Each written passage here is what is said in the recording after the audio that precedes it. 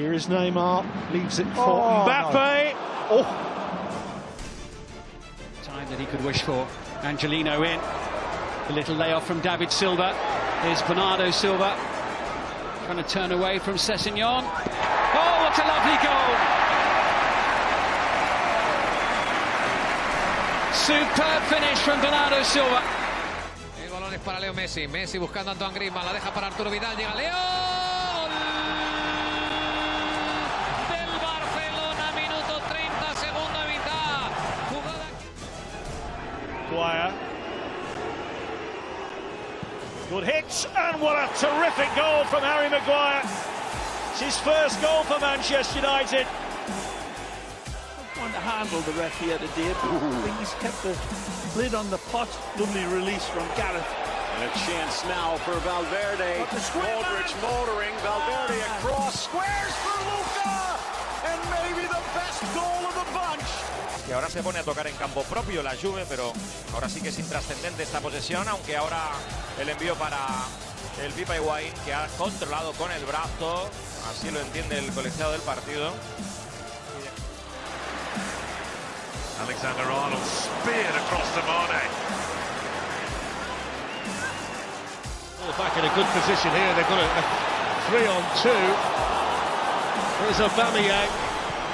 Higuaín, Dybala, Higuaín, Dybala, Higuaín, Dybala, Higuaín! Oh, that's wonderful!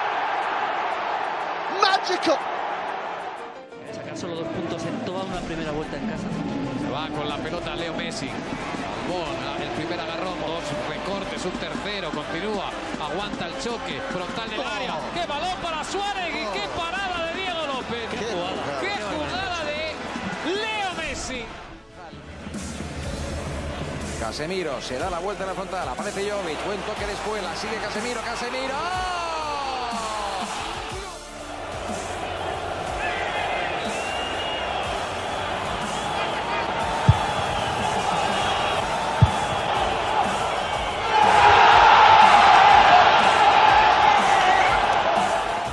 Feels they need that added security. Here comes City with De Bruyne. Aguero, he won't miss! The greatest goal scorer of the age in English football comes up and does it again from the bench today for Manchester City. Almost playing a sweeper role. El chip in behind by Coutinho. Lewandowski! And this time he makes no mistake.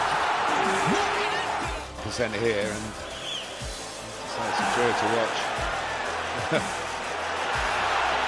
It's committed.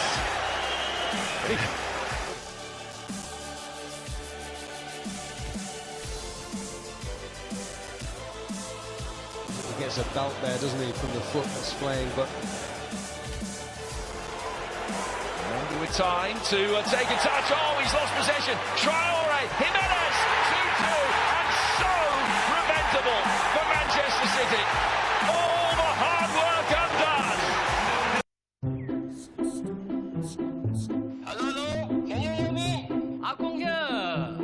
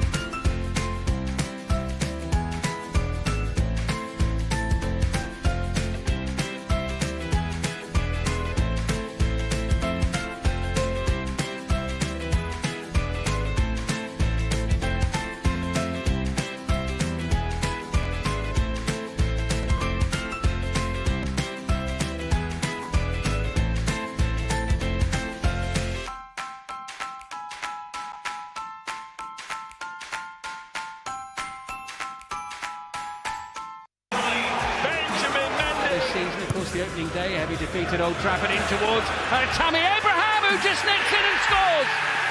On almost from nothing, Chelsea have the lead.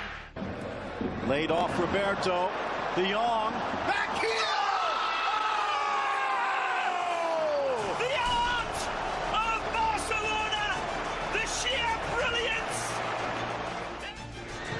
Dyer. Dele Alli's done brilliantly there. That's the old Dele Alli. Here's Son. Jose Mourinho in charge of Tottenham at West Ham is live from midday. Neymar, that's brilliant to find Di Maria.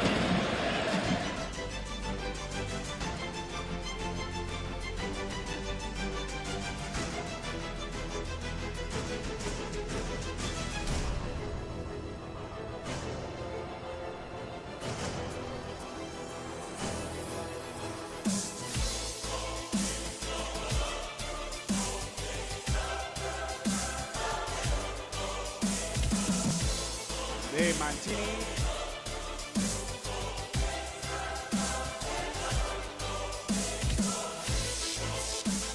Al costado izquierdo Bonucci. Bonucci. Gol, gol, gol, gol, gol, gol, gol, gol, gol, gol, gol, gol, gol, gol, gol, gol, gol. Cyrus Robertson, here's Alexander-Arnold now, sending it in, and it's headed into the back of the net by Roberto Firmino. What a week he's had! Now Lukaku. 当真的是物质 we paid for it, and at the end of the day, nothing's left. Welcome back. The panel is with us. NBC News Chief White House Correspondent Hallie Jackson.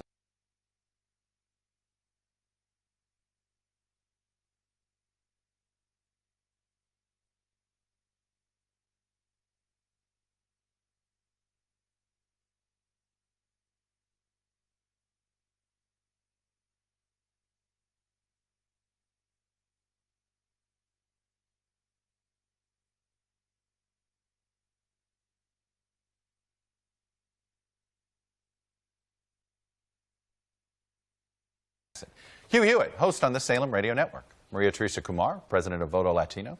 And Jake Sherman, senior writer for Politico. Look, I want to set up the conversation with Peggy Noonan and what she wrote. It was a very elegant way of trying to write about the current state of politics. No one will talk about it in public because they're not idiots. Journalists don't want to be embarrassed if they've got it wrong. Democrats don't want to encourage complacency. Republicans don't want to demoralize the troops, and the networks have to keep everyone hopped up on the horse race. I will take a small offense to the last part of that comment, but Jake Sherman is this the thing that everybody's whispering about on Capitol Hill and around Washington as far as you're concerned as well these days? Yes. I mean, if you look across the board, polls out this morning have Donald Trump down by 12 points, have him losing almost every state in the Midwest. I've talked to people in the last couple of days, and I'm going to write this in the next couple of days. Republicans are going to lose seats in the House of Representatives that are at risk of obviously losing their Senate majority. So yes, I mean, absolutely. I think it's undoubtedly true that Republicans at this point, and this clip might become famous if I'm wrong, are in a really tough spot. Hallie Jackson, how self-aware? Well, trust me. Let me ask it this way: how self-aware of this current situation are the people around the president?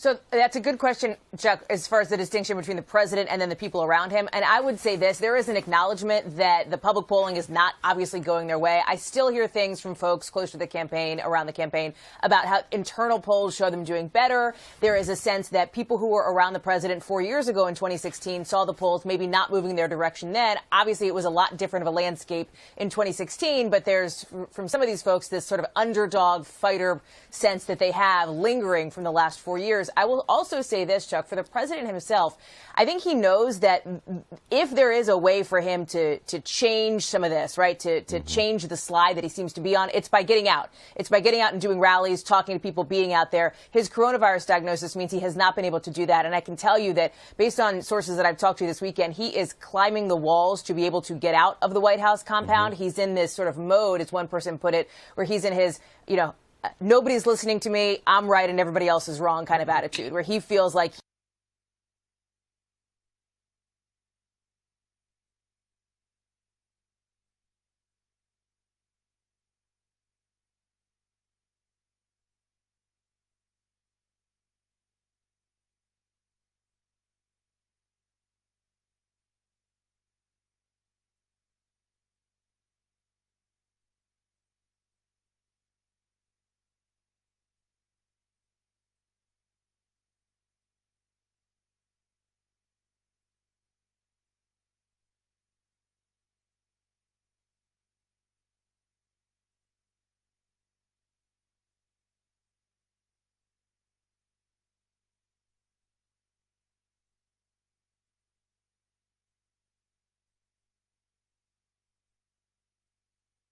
he wants to be flexing his muscles, getting out, dictating some of these things. The challenge, of course, is that he has a team of people around him who are trying to channel some of that energy, if you will, into a way that could be potentially productive. And there's a real question mark of whether the president is willing to go along with those things or not right now. The bottom line is he's got these rallies set up Monday, Tuesday, Wednesday in various key battleground states, Florida, Pennsylvania, for example. To him, that's what's going to make the difference. Hugh Hewitt, are we in October 1996 territory? Here's Ken Spain, a Republican strategist, who told us on Friday, 6 months ago, Republicans were hoping that we would be talking about Senate races in Colorado, Arizona, and Maine. Instead, there's concern about the potential outcomes in states like South Carolina, Georgia, and Kansas. The point being is, it was about this time in October of 96 when the word went out. It's every Republican for themselves. Don't worry about Bob Dole anymore. How close are Senate Republicans to that mindset? A week ago, they were very close to that, Chuck, but not. This has been a week of enormous relief. I've interviewed a dozen Republican senators, and the vice presidential debate really turned it around for a lot of Republicans, as did the president's sort of powerful energy on conservative media getting back out there. They're not afraid he's going to be out of the picture, generating base enthusiasm. I remember 96 when Jack Kemp just got completely creamed by Al Gore in the vice presidential debate. Well, this time, Vice President Pence played direct to Pennsylvania on fracking, direct to Pennsylvania on the Supreme Court. So I think across the Senate map, I believe the president is down in double digits, but closing nationally. But across the Senate map, this was a very good week, and that's not even counting the Cal Cunningham collapse in North Carolina. Maria Teresa Kumar, I will say this. I was surprised at the lack of enthusiasm that I heard from Ted Cruz about the president's political standing. Well, he said that he's expecting a bloodbath, right? And I think that that's exactly why you have individuals now saying, shoot, we basically gave our Republican Party over to Donald Trump, and he has such an outsized figure. Our destiny is intertwined. You showed a clip of McSally. She couldn't distance herself from the president because she knows that if she denounces him, all of a sudden she is also on his bad list. But the people of Arizona also recognize that she is not the person that is going to get them out of this rut. When you look at the polls and you see that 79% of individuals are fearful for this election, it's not that they're fearful of COVID or healthcare or the environment. They're fearful of the person at the top of the White House making these decisions. This is going to be an election where folks are going to be going out because they're fearful, and they're fearful about their safety. And what Kamala Harris did so brilliantly during the vice presidential debates was that she was talking to suburban white women, saying, your life does not have to be this way. You're right now feeling insecure. Come back to the Democratic Party like you did during the 2018 election. And that's who she needed to win over, and I think she did an excellent job. You know, Maria Teresa, you actually provided a good segue of a graphic I wanted to put up for everybody here. This issue of who's hopeful and who's fearful, this was fascinating in Pew. Your feelings on the state of the country, and they asked a general question, are you fearful or are you hopeful? What was interesting is while a majority of the country said they're fearful, Biden supporters, Hallie Jackson, were more likely to be fearful. 79% of Biden supporters called themselves fearful. Trump supporters called themselves hopeful, 64%. I will say this, fear motivates. The Trump supporters were more fearful 4 years ago, and that worked. And you're starting to see that, and I'm struck by something that Senator Cruz said, Chuck, that he's been talking about, which is this idea that if fear does motivate, it's an acknowledgement from the senator that Democrats would likely do better, and it's because of those poll numbers that you're talking about, Chuck. So you're seeing Republicans trying to take that and spin it as Democrats are the ones painting this sort of dark and dystopian message to try to motivate people to come out to the polls. You know, in reality, some of the language and rhetoric that we've heard from President Trump, what he's been running on so far has been this message of law and order, which his supporters appreciate. Critics say, listen, you're talking about trying to scare, for example, suburban women and some of these key voting constituencies with the language that you're using and with the picture that you're painting. So I do think that is something that is going to be critical over the next couple of weeks. Well, I will say this, the political landscape, if it is a fearful landscape, we know that usually is a greater motivator. Hello from Washington, I'm Chuck Todd, and thanks for checking out the Meet the Press channel on YouTube. Click on the button down here to subscribe and click over here to watch the latest interviews, highlights, and other digital exclusives. If you give me 35 seconds, I'm going to share with you 3 simple tips on how I sold over $3 million worth of products on Amazon. Number 1, sell in the USA market, not the Asia marketplace. There are over 300 million people in US and it's so much bigger and they have way more spending power. Some Asian countries have less buying power or may choose to buy directly from China. The good news is you don't have to be in the US to sell to US people. You can start an Amazon business right here in Singapore or from anywhere in the world. Tip number 2, find products that are high in demand and sell them. Many times, beginners start selling products they think will sell without first studying the demand and supply for the product. There are websites and software that will show you whether there is a demand for a product and how many people are selling it. Now, if the product has a higher demand than the number of people selling it, that's a potential winning product. Tip number 3, differentiate the product from your competitors. You don't have to invent a new product or come up with a new idea. You can just do simple tweaks to improve upon a product. The biggest mistake that I see people making is that they sell products that are exactly the same as their competitors. If you do that, you can only compete on price and reviews. You just need to find that one product and everything else will be taken care of by Amazon. They handle the storage, the shipping, the payment, and even the fulfillment directly for you. Hi, my name is Benjamin Tan.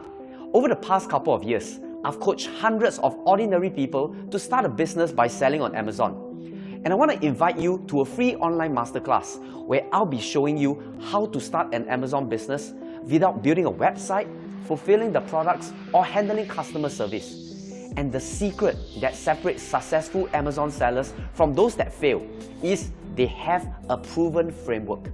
And over the years, I've developed my 5-step scale framework that has helped many of my students to get results, even though they had no experience. And I'll be revealing this scale framework in this free online masterclass. And here's why you need to attend this masterclass.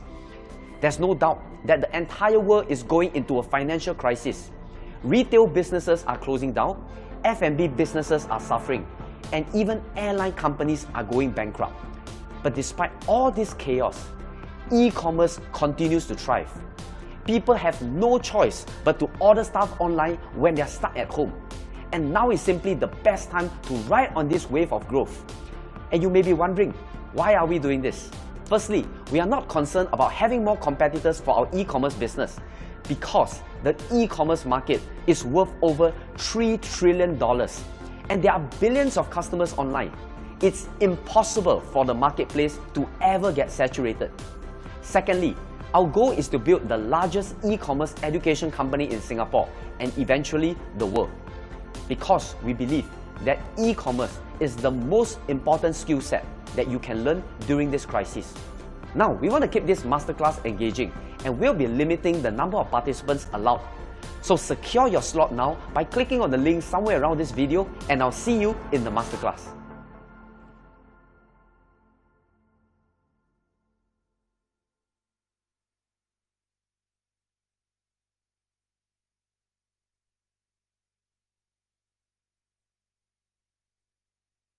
It's a good life. See ya. What?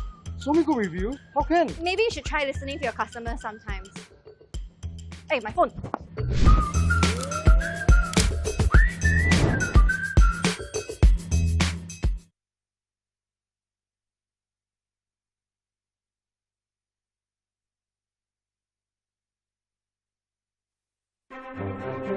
This Sunday, political peril. I think this was a blessing from God that I caught it. This was a blessing in disguise. President Trump's poll numbers continue to sink after a disastrous debate performance. Because nobody will show up. People would. It's true. Nobody shows up to his rallies. Growing disdain over his handling of the coronavirus. It's going to disappear. It is disappearing. Including the infection of many connected to the White House. We had a super spreader event in the White House. And his erratic behavior towards his political enemies. This was the greatest political crime in the history of our country, and that includes Obama and it includes Biden. With just 3 weeks to go, how does President Trump change the trajectory of this race?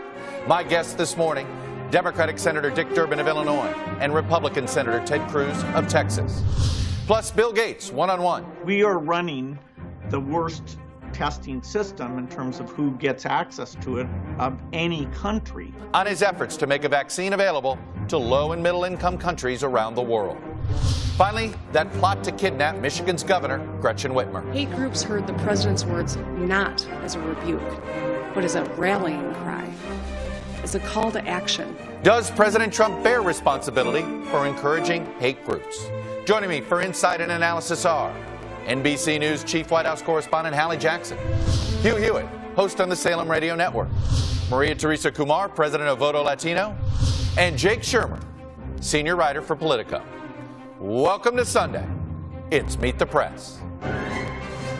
From NBC News in Washington, the longest-running show in television history, this is Meet the Press with Chuck Todd. Good Sunday morning. From his first day in office, Donald Trump has been the shock and awe president. But it's possible with 3 weeks until Election Day that Mr. Trump has lost his ability to shock and awe us. And with his poll numbers slipping, what we've seen in the past week has been especially Trumpian, even for President Trump. He told Americans not to let the coronavirus dominate their lives after he received access to treatments most Americans still can't get. Claimed there's now a cure for COVID in a lengthy appearance on Rush Limbaugh's radio show. Appeared on another show for a so-called virtual medical exam with a friendly Fox doctor in another city. Urged his attorney general to indict Joe Biden and President Obama. Successfully pressured Secretary of State Mike Pompeo to agree to release Hillary Clinton emails. Pulled out of COVID relief talks, then pulled back in. And pulled out of the next debate, then begged back in. Then it was canceled. Are we shocked? Are we awed? Or are we shrugging our shoulders and shaking our heads? The flurry of activity has helped to put the president in political peril. In 5 battleground states, the 538 polling average has Joe Biden at 50% or higher. That includes Wisconsin, Michigan, and Pennsylvania, the 3 states that put Mr. Trump over the top in 2016. And when you look at the other swing states, Biden is leading in every one but Texas. And it's remarkable that we're even talking about Texas, meaning that a 1980-like Reagan landslide is not totally out of the question. Even now, with the president cleared by his doctor to return to campaigning, his sinking poll numbers have made fellow Republicans nervous about their own prospects in November. I'm feeling great. I don't know about you. President Trump, trailing in the polls and increasingly erratic, spoke to hundreds at the White House on Saturday, his first public event since being hospitalized. We're starting very, very big with our rallies. Still reeling from his faltering debate performance, isolated in the White House, the president spent the week minimizing the virus. Don't let it dominate you.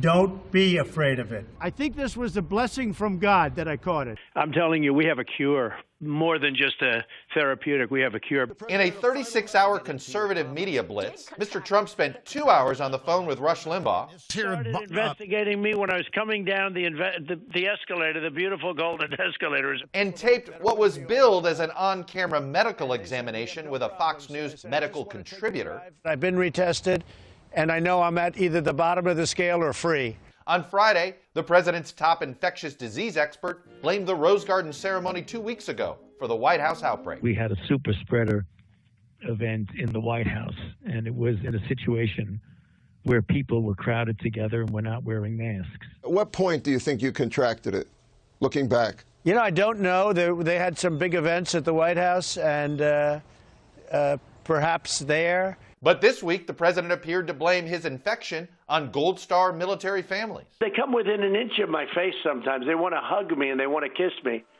And they do.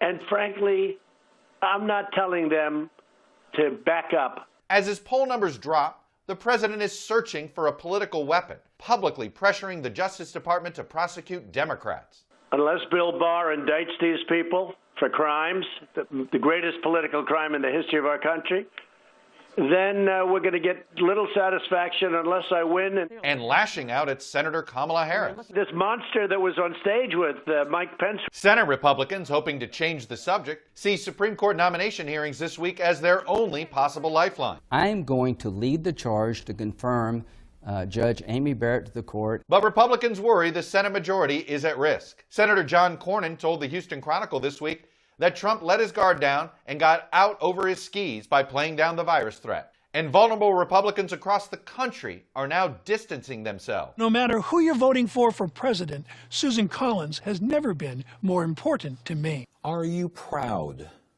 of your support for President Trump? Well, I'm proud that I'm fighting for Arizonans on things like cutting your taxes. Senator, the question was, are you proud of your support for President Trump? I'm proud to be fighting for Arizona every single day. Is that a yes or a no for President Putting Trump? legislation on President Trump's desk. Are you proud of your support for Donald Trump? I'm proud of the work that we have done together. And joining me now is Republican Senator Ted Cruz of Texas. He's a member, of course, of the Senate Judiciary Committee, and he's author of a new book, One Vote Away: How a Single Supreme Court Seat Can Change History. Senator Cruz, congratulations on the book, and welcome back to Meet the Press, sir. Chuck, thank you. Good morning. Good to be with you. Thank you. Let me start with, you've heard a little bit of what the president did over the last week, getting out of talks with Congress and COVID relief, pulling back in, pulling out of the debates, trying to get back in. It's been a whirlwind, perhaps to be charitable. Do you believe the president's behavior is helping the Republican Party right its ship right now? Well, I will say, first of all, I'm certainly grateful that the president has recovered from COVID. It was a scary several days when you have both the president and first lady diagnosed and sick. The entire country was lifting them up in prayer that they would get healthy. We need a strong president. We need a healthy president. I can tell you in the last week I've spoken to the president twice since he came home from the hospital, and on the phone he sounds strong, he sounds energetic, and I'm grateful that the doctors were able to treat him and that he is getting healthy. That is a very good thing. Yeah, I'm sorry. Go ahead. As I was going to say, look, as for the rest, we're less than a month out from Election Day. It's the wild and woolly world of politics now, where both sides are taking shots at each other, and both sides are trying to turn voters out. And I guess we'll get the answer to that on November 3rd. You seemed to sound the alarm or late last week in an interview with CNBC. You were worried about a complete sweep. What is it specifically that you believe has put you in a situation where you could lose everything, the White House, the Senate, and down the line? Well, you know, a lot of the headlines out of that interview caught half of what I said. So the point I made is that I think there's an incredible volatility in politics right now. The delta between possible outcomes is as wide as I've ever seen. So I said, look, I think there's a scenario. I believe President Trump can win. In fact, I believe he can have a significant victory and Republicans could take both houses of Congress. But I also think it's possible that we see a Democratic sweep where they win everything and it is a victory of Watergate proportions. And I don't recall an election in my life with the spread, the delta between those two possible outcomes, this close to an election being that wide. And Chuck, I think the outcome really turns on two things. Number one, it turns on optimism. If people are optimistic and hopeful about the future, if they're going back to work, that will be a factor in a very good election for Republicans. If they're pessimistic and depressed and hopeless, that will help the Democrats. And number two, turnout. As you know, historically, we have two kinds of election: persuasion elections and turnout elections. Persuasion election, you're fighting over a small band of voters in the middle who are undecided. Turnout elections, both sides are trying to turn out their base. I think this is a turnout election. I think the hard left is showing up no matter what. They hate the president. And the big open question is, does everybody else show up? I hope that they do. I'm working hard to turn everyone else out. If people turn out, it'll be a good election for Republicans. If people stay home, if they're demoralized, that's how we get into a terrible election. I want to get your reaction to something that the Majority Leader, Mitch McConnell, said this week about the way the White House handles the virus. Take a listen. I can tell you I haven't been to the White House since August the 6th, and I personally didn't feel that they were approaching the protection from this illness in the same way that I thought was appropriate for the Senate. Senator Cruz, I know you haven't, I think, been to the White House since the Middle East announcements and those peace agreements with Israel. Do you share the same concern as Senator McConnell when it comes to the White House versus the United States Senate? Well, look, I think the White House has put serious measures in place to keep people safe. I know for months the standing rule has been that anyone meeting with the president has to get COVID tested that day.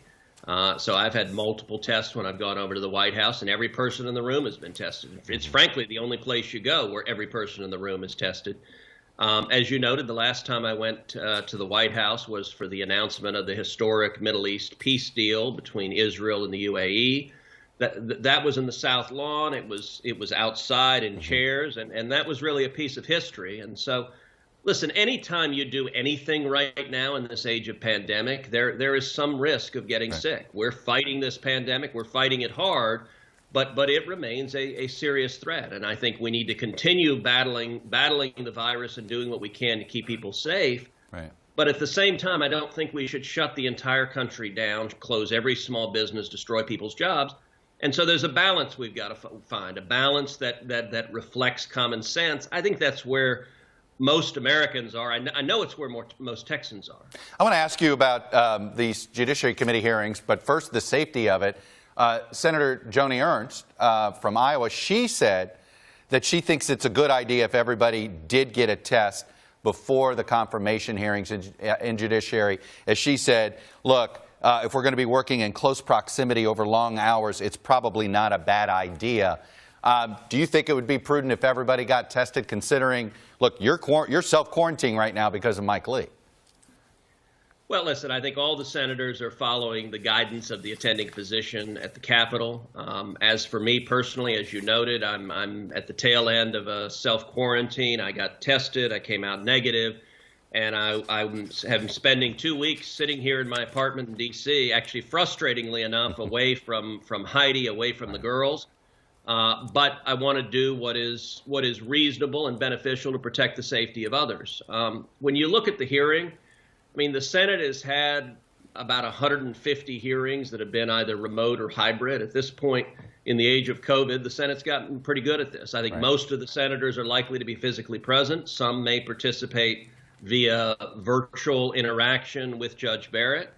And starting tomorrow, I think we're going to have a full and a fair hearing, and it's going to be an opportunity to consider Judge Barrett's qualifications.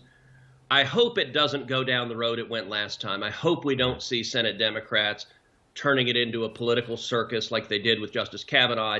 I hope we don't see the kind of personal smears directed at her family, directed at her faith. If the discussions next week are about her record and her jurisprudence and her fitness to be a judge, great. That's what the Senate should be doing. If it becomes personal attacks, I very much hope the Democrats refrain from doing that. Just a button. Are you open to having everybody get tested before the hearing begins, though? I think we should follow the guidance of the Capitol physicians. Look, one of the realities on this question, and it's on every question that comes up, is the instant this vacancy occurred, the instant Justice Ginsburg passed away, Senate Democrats were united in saying, do not fill this vacancy, do not fill this vacancy. And so at every step, they're arguing for whatever will delay things. And their objective is just delay beyond Election Day. I understand why they're doing it. So you think a call for testing is a delay tactic? I think they are looking for anything to delay things even a day or two or three. And I think that Senate Republicans will follow the guidance, the medical guidance of the Capitol physician, and we'll go through. We've managed to have hearings for months in a way that has been safe and has protected everyone's safety. We do it socially distanced. We do it following medical guidance, and we'll continue following the medical guidance. But the delay tactics of the Democrats aren't going to work. And I think we're going to see, by the way, some more procedural games and shenanigans. I don't know what they're going to do, whether it's try to boycott meetings or try to impeach the president. But I think they're going to try to do something to delay it. It's not going to work. I believe we have the votes, and I believe Judge Barrett on the merits is going to be confirmed by the end of the month before Election Day. Senator Ted Cruz, Republican from Texas, thank you for coming on and sharing your perspective with us this morning. I appreciate it. Chuck, thank you. I appreciate it. And I got to note briefly, the book on the Supreme Court, #1 bestseller in the country on Amazon. So if you want to know. Well, there you go. Congratulations. What's happening at the court, it's a good way to do it. You got it. You got your book plug in. Thank you, Senator. And joining me now on the other side of the aisle is Senate Democratic Whip Dick Durbin of Illinois, who also sits on the Judiciary Committee. Senator Durbin, welcome back to Meet the Press. So I ended with the court with Senator Cruz, so let's start with the court with you. You spoke with Judge Barrett this week. How did your conversation go? It was a good, constructive, positive conversation. I asked her not some deep legal philosophical questions. We just chatted for a minute, and I really wanted to try to understand her experience as a person when it came to healthcare. because she is being sent on assignment to the Supreme Court by President Trump, and we know what that assignment is: eliminate the Affordable Care Act, which protects 23 million Americans, and be there if the president needs her on an election contest. How do I know this? Because the president makes no secret of it. He has said it over and over again. So we discussed my experience as a father with a sick child and no health insurance, and we talked about what that meant to families. Setting aside the issue of the timing of the nomination, did you find that she's qualified for the job? Well, qualifications are an interesting measure. I voted against her the last time because she literally had no trial experience, or very little, when she was seeking this position. In terms of whether she understands the law, of course. She has been a professor, a constitutional law professor at a law school, and that's a pretty clear indication of her background. What is the Democratic tactics here? And the reason I ask that is you do have some in your party's base that would like to see you guys go after this nomination, fight this nomination hard. You have others who are looking at the election in 3 weeks and think, hey, don't create a situation that somehow disrupts what looks like a current trajectory for the Democrats. What do you say to those at the base who are worried you're not going to fight this nomination hard enough? Well, I can tell you this. The base is correct in believing that the Republicans have changed the rules 4 years ago. You remember very well, Mitch McConnell and the Senate Republicans to a person said that the President Obama should not fill the Scalia vacancy, and that, in fact, we should wait until after the election, let the American people decide. Now they have completely reversed themselves. What we are focusing on when it comes to the Democrats on the Senate Judiciary Committee is a simple fact. 2 Republican senators have said they're not going to participate in this farce. If 2 more join them, then it's game over. We're now at a point where the American people do have the last word on the next Supreme Court justice. And take a look at the composition, the Republican composition of the Senate Judiciary Committee. Let's start with Texas. Senator Cornyn is in a very tight race for re-election. He's also in a state where there are 1.7 million people who will lose their health insurance when Amy Coney Barrett votes to eliminate that program. Another 12 million who have pre-existing conditions. Now you just go down the table there. I should have started with the chairman, Lindsey Graham, in the state of South Carolina. He has 242,000 who will lose their insurance if Amy Coney Barrett eliminates the Affordable Care Act, and 2 million who have pre-existing conditions. Iowa, Joni Ernst, 187,000 will lose their insurance. North Carolina, 500,000 will lose their insurance. So you want to know the point we're going to make? We're making a point that this not only has an impact on the lives of so many innocent Americans, it could impact the members of this committee. I want to play a quote for you from former Vice President Joe Biden on this issue of expanding the court. Let me play for it and ask you about it on the other side. They'll know my opinion of court packing when the election is over. Now look, the moment I answer that question, the headline in every one of your papers will be about that. Other than focusing on what's happening now. Senator Durbin, did the fact that Vice President Biden used the phrase court packing, was that a tell of where the Vice President stands on this, that he doesn't want to see this happen? Well, I can tell you that we're getting this question. It's a common question being asked because American people have watched the Republicans pack in the court over the last 3.5 years, and they brag about it. They've taken every vacancy and filled it. Did you know that they've sent us, and we have approved only with their votes, I might add, 10 people who have been judged unanimously unqualified by the American Bar Association? Do you know how many judicial nominees came from Obama who were judged unanimously unqualified? None. So we are dealing with people on the court, packed into the court with little or no qualification, who are going to be there for a long time. So it's understandable. The Republicans raised the issue of court packing. Senator, the lack of answering this question sounds like as if the Democrats are trying to game the results here and just trying to see what happens, and that in some ways it may be that it comes across as a negotiating tool with trying to maybe convince a handful of Senate Republicans to delay these confirmation hearings. Is that what this is? Is this a negotiating ploy? It is not a negotiating point. We are dealing with the reality. A lifetime appointment to the highest court in the land.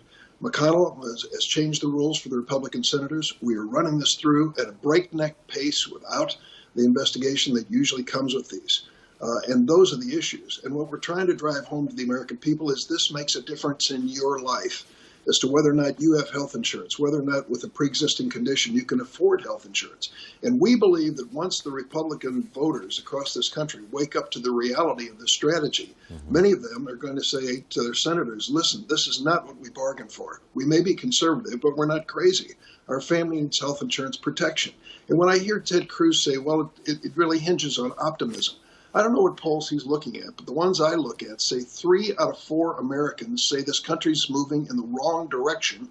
2 out of 3 say it's going to get worse. And why wouldn't they? With the antics of the president, the super spreader balcony scenes at the White House, dismissing the dangerous nature of this virus, saying that he's had a miracle cure but won't release the results of his testing. I mean, it's understandable that people are skeptical of the Republican message and are fearful of what's going to happen if this Supreme Court nominee goes through and threatens their very health insurance. Very quickly, I want to ask you about Cal Cunningham, the Democratic nominee for U.S. Senate in North Carolina, a state you brought up just now during earlier in the conversation. He's dealing with some allegations of an extramarital affair, some texts that came out. Are you comfortable with the way he's handled this? Do you think he needs to provide further clarification? I haven't followed it that closely other than through the headlines in the Washington papers and Chicago papers. I think he has admitted wrongdoing, apologized for it, and the campaign continues. I don't know the impact on the voters on North Carolina. They make the final judgment. But he's not been evasive when he was brought to light, and he's faced it squarely. I think at this point that's the best he can do. All right, Senator Dick Durbin, Democrat from Illinois. Thanks for coming on and sharing your perspective with us, sir. I appreciate it. Thanks, Chuck. Right this moment, there is a mad rush in America. Apple, Amazon, Facebook, dozens more. They're all betting on a radical new technology that will change the way we live. This is the future, says Apple co-founder Steve Wozniak. The Wall Street Journal agrees, calling it foundational, like the internet and electricity. Investors are paying close attention because the World Economic Forum projects this technology will soar 295,762% over the next 7 years alone. More than 5G, AI, and the Internet of Things combined.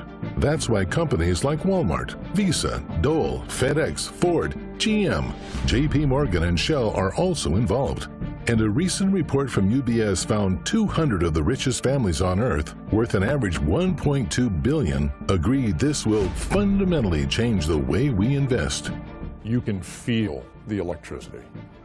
It's almost like you felt in the 1990s with the internet. In fact, in a story missed by the media, even Warren Buffett, famous for hating technology investments, has called this ingenious. And he's making a huge billion-dollar bet. If you've ever kicked yourself for missing out on history's biggest trends, like investing in Microsoft in the 80s, Amazon in the 90s, Apple in the 2000s, or even Bitcoin in 2010, this is it. A rare second chance.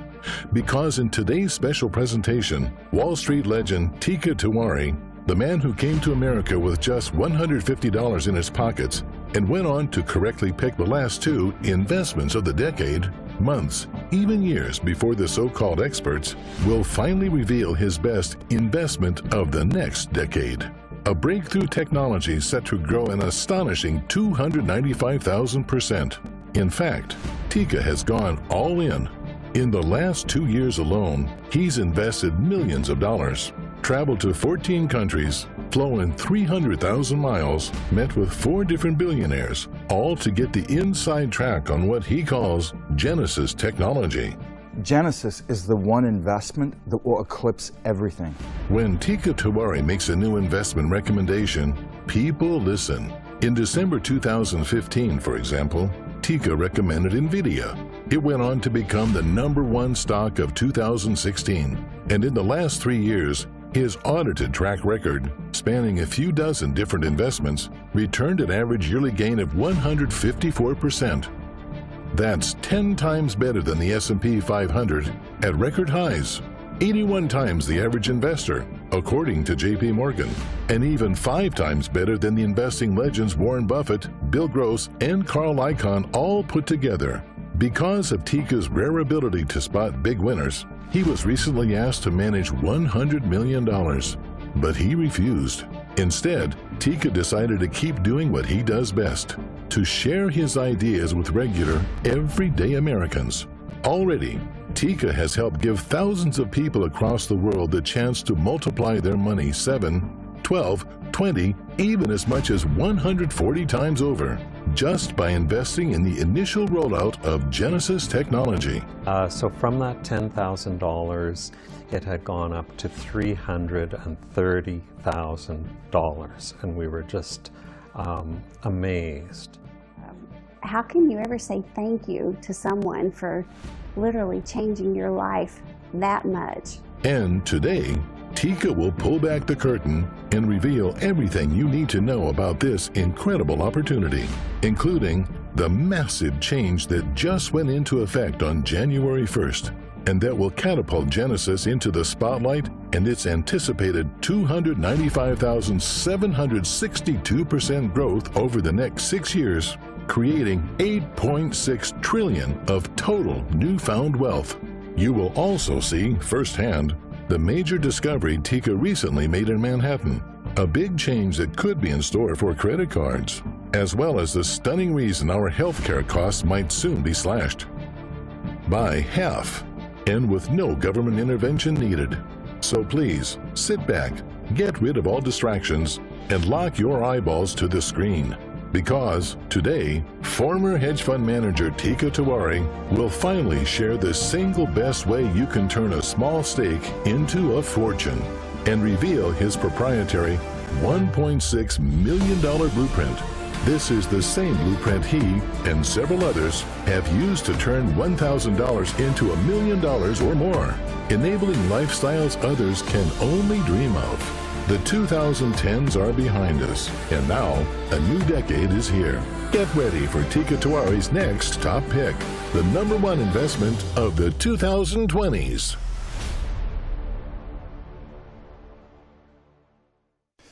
Hi, I'm Tika Tiwari, and I want to thank you for joining me for this special broadcast, because your timing couldn't be better.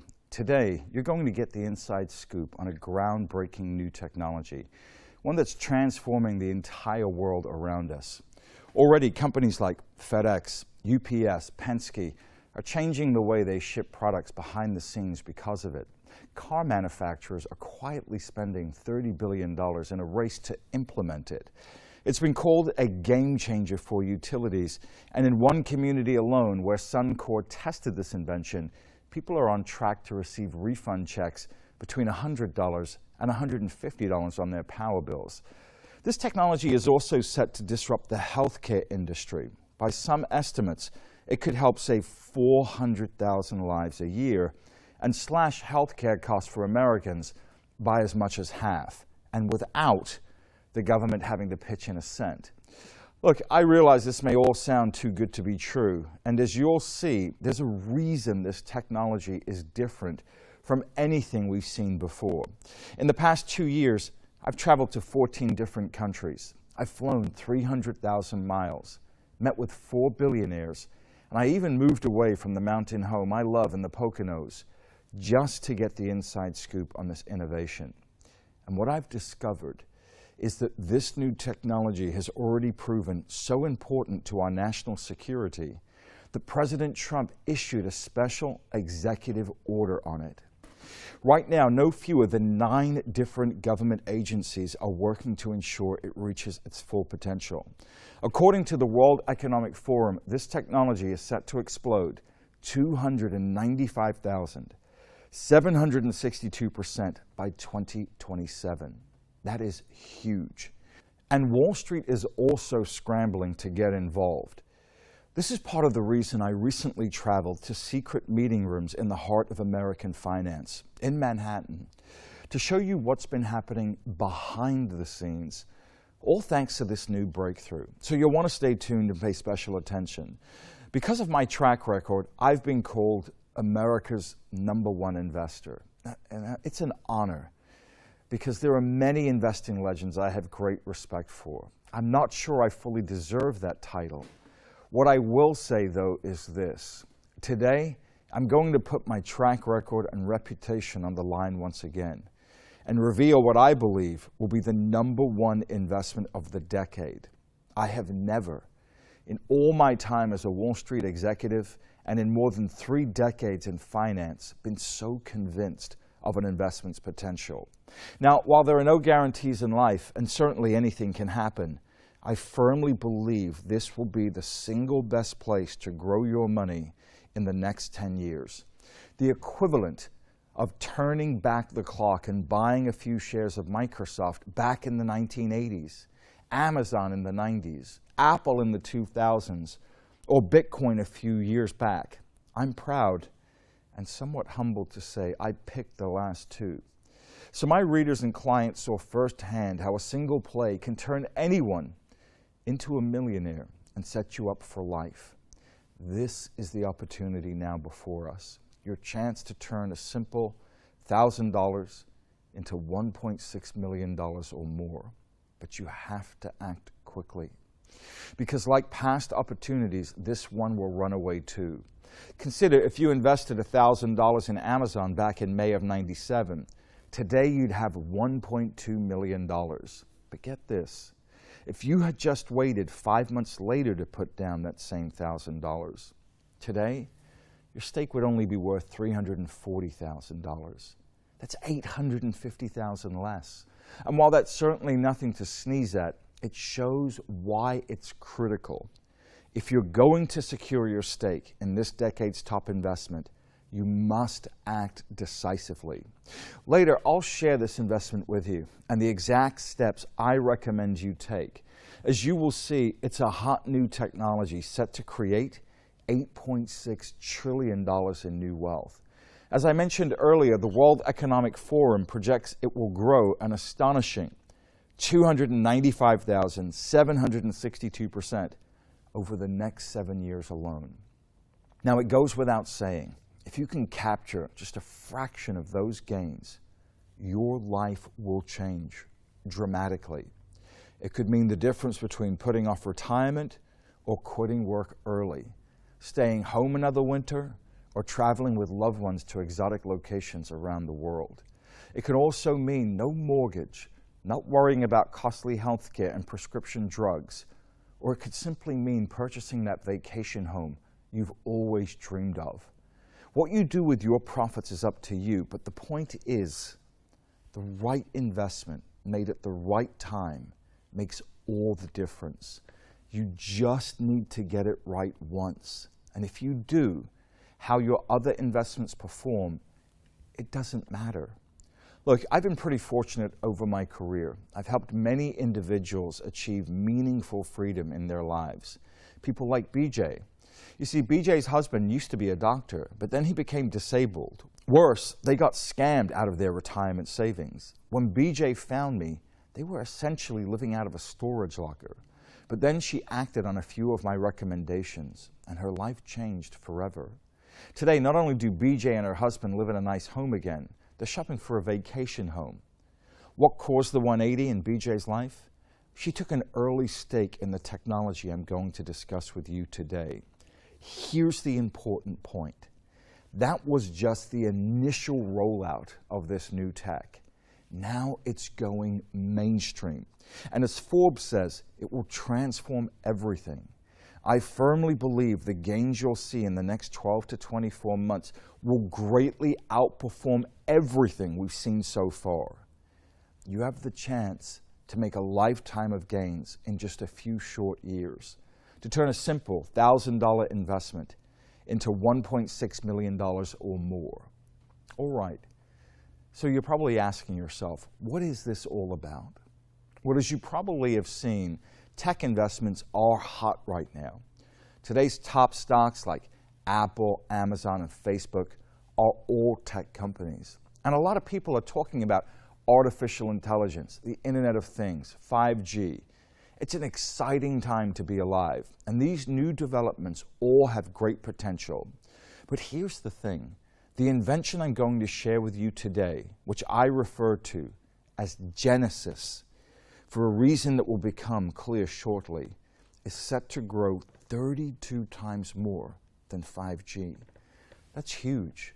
Mark Andreessen, the venture capitalist who helped invent the first web browser, says, this is the most important technology since the internet. The Wall Street Journal calls it a foundational technology, like the internet and electricity. Even Warren Buffett is an early backer. You know, this is surprising given Buffett is famously anti-technology. For instance, he once joked about shooting down the Wright brothers' first plane at Kitty Hawk. Between 1964, the year when he took control of Berkshire, all the way through 2011, he made one tech investment. But here's what I find fascinating. Do you see this paper? What you're looking at are the top 25 holdings in Berkshire's portfolio.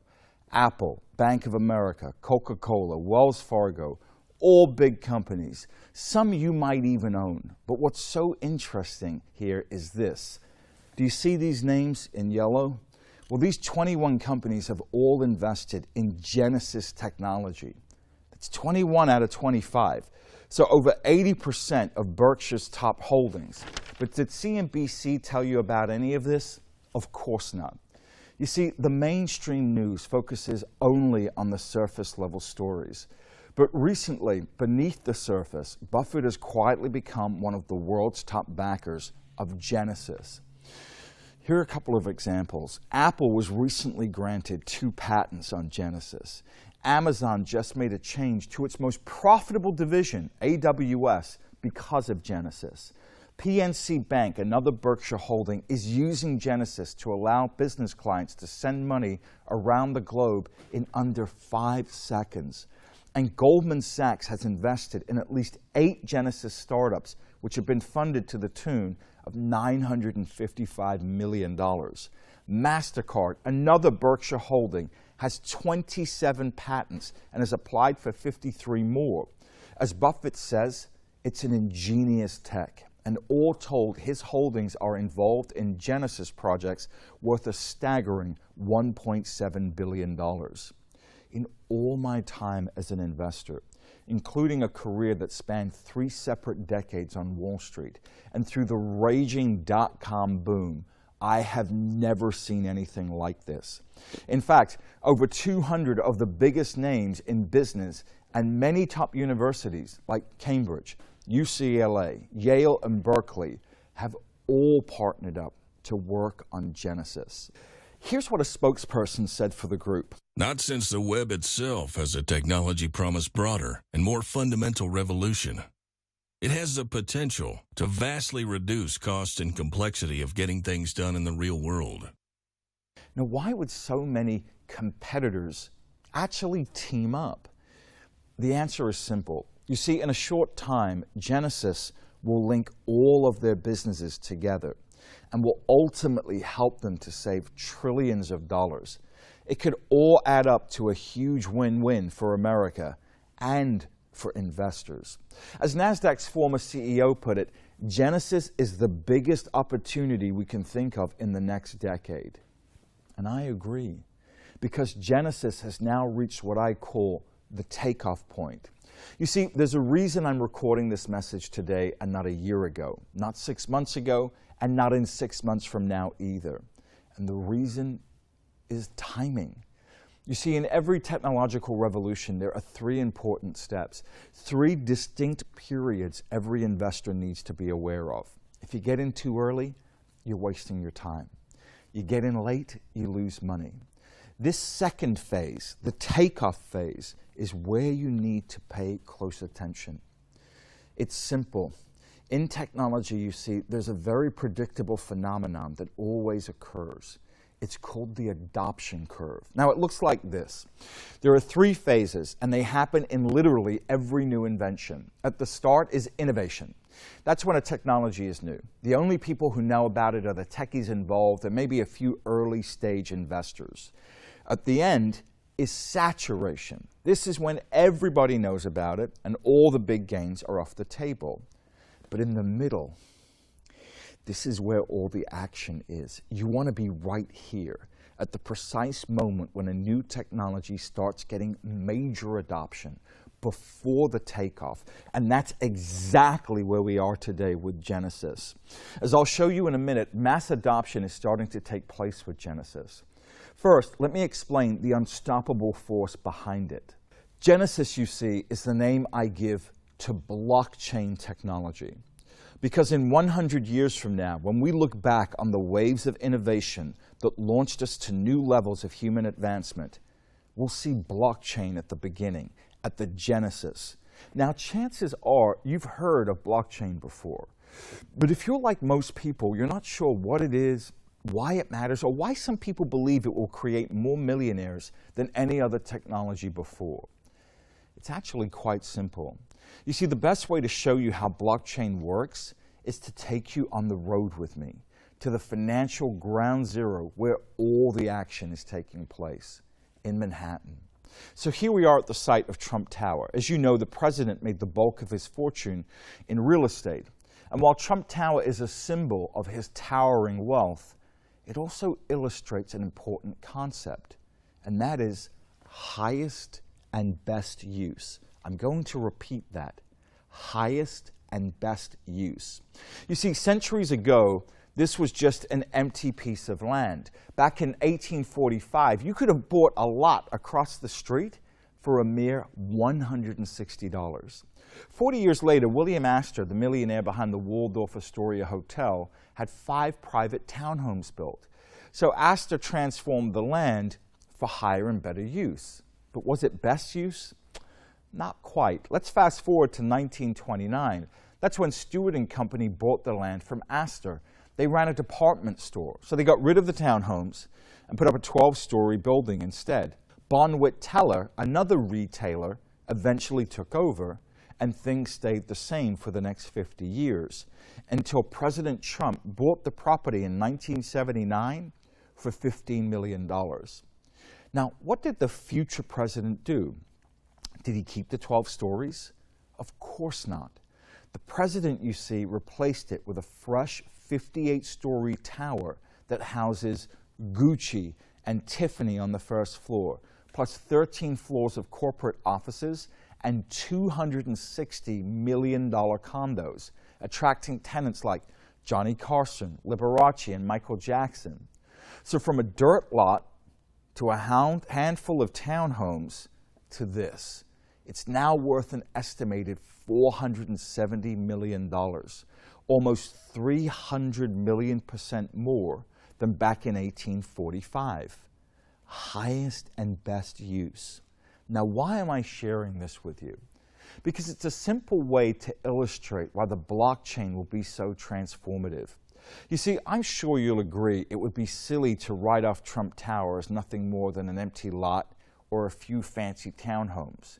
Just as it would have been crazy to take a look at America Online back in 1992 and say, yep, that's the highest and best use of the internet. Doing so would have caused you to miss the bigger picture, not to mention a fortune. That's why you should see Bitcoin as merely the first use of blockchain, the equivalent of those 5 townhomes back in the 1800s. Not its highest use, not by a long shot, and I'll prove it. If you add up the value of all the Bitcoin in the world today, every last one, it would only come to about $133 billion. Yet the World Economic Forum has projected that blockchain will store 10% of the world's GDP by 2027. That's $8.6 trillion. In other words, Bitcoin's $133 billion represents less than 2% of the blockchain's total potential value. And by capturing just a small sliver of this explosive growth, it could be the equivalent of buying Microsoft in 1986, Amazon in 1997, or Apple back in 2003 when I recommended it. That's why I've devoted the last 4 years of my life to learning more about blockchain than anyone else. Highest and best use. Bitcoin was the first use. Now we're moving on to where the real money with blockchain is going to be made. And for those who take a position in the right blockchain investments, it will be like adding rocket fuel to their portfolio. The equivalent of going from a $160 empty lot to this, 58-story tower worth hundreds of millions. Okay, so what is blockchain's highest and best use? Well, here's the thing. At its core, blockchain is really just a very secure way to store information. It's the safest way to store information that has ever been devised because you can't hack the system. So blockchain's potential uses are wide and varied. I can't possibly go into all of them in detail, but to give you a taste, blockchain is being used today to help modernize the $217 trillion real estate industry, to combat the $1.7 trillion in counterfeit goods sold each year, to improve the electoral voting system, making illegal votes a thing of the past, to help greatly reduce healthcare costs, and also to secure the food supply. Each year, 400,000 people die needlessly because of food contamination. And American businesses lose $55 billion because of it. In fact, when an E. coli outbreak at Chipotle left 55 customers ill, Chipotle's stock fell 47%, causing investors to lose more than $10 billion. As you can see, blockchain touches and will impact practically all aspects of our lives. Which leads me back to New York. You see, while I was in Manhattan, I discovered something major going on right now. And that is this. The finance industry is all over blockchain. We talked about the adoption curve earlier. Well, we're right at the takeoff point. Mass adoption has started. Have you ever heard of the DTCC, the Depository Trust Clearing Corporation? That's the major organization that clears more than $54 trillion in stock, mutual fund, and other financial trades each year. Well, get this. The DTCC just announced they're moving $10 trillion onto the blockchain. Blythe Masters, a former executive at JP Morgan, started her own $100 million blockchain startup. PNC Financial, America's sixth largest bank, is now using blockchain to let clients send money across borders instantly. Santander, Spain's largest bank, recently issued a $20 million bond. The transaction was made completely on the blockchain. Listen, that's huge. The total market for bonds is $100 trillion. That's $70 trillion more than all the stocks that trade in America. If blockchain captures even just a tiny fraction of that market, early investors could clean up, 10x their money overnight. That's why I think there's a very real chance early investors could make up to $1.6 million. Now, earlier I mentioned MasterCard. Well, they're working with Amazon and Accenture on a new blockchain project that could soon render our current debit and credit cards useless. Look, even though most of us received cards with small crypto chips on them a few years back, I'm talking about cards like these. Fraud and identity theft, they're still rampant. In fact, more than $16 billion is lost each year to fraud.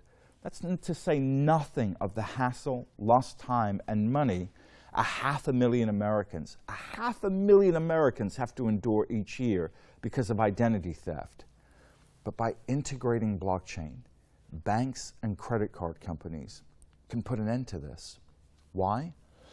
Well, as I mentioned earlier, blockchain is really just a very secure way to store information. But because thousands and sometimes millions of different computers store this information, and these records must match up, it's the safest way to store information ever created. As IBM CEO said, what the internet was for communications, blockchain will do for trusted transactions. Santander, in fact, estimates it will save $20 billion each year, thanks to blockchain. And one consultancy firm found that consumers will save up to $16 billion, thanks to lower fees. Now, as a consumer, that means once you receive your new blockchain-secured credit card, you'll be much safer, and you'll likely save a few bucks on fees. But where you can really cash in is as an investor.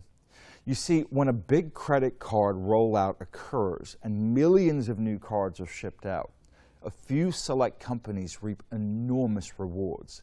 These are the companies that provide the underlying technology. A few years ago, for example, when the first crypto chip cards were being released, Verimatrix, a firm that provides key security for the chips, returned 128%. NXP Semiconductors rose more than 695%. And HNA Technology, which sold crypto chips in the Asian market, skyrocketed 1,641%. A $5,000 stake in each of these companies would have netted you $142,000. Now, while an official announcement hasn't come out yet by the major credit card companies, there's a reason MasterCard has already been granted 27 blockchain patents and has applied for 53 more. You see, they lost an estimated $953 million to fraud last year. And there's another important reason for these companies to act quickly. You see, data security doesn't just affect consumers. One recent study found the average company that suffered a data breach lost $150 million in stock value. And financial firms were affected the most. So in my view, a new card rollout is inevitable. It could be weeks away. But here's the thing. Most people won't think twice when they get their new state-of-the-art card. It might look more or less the same. So what's the big deal?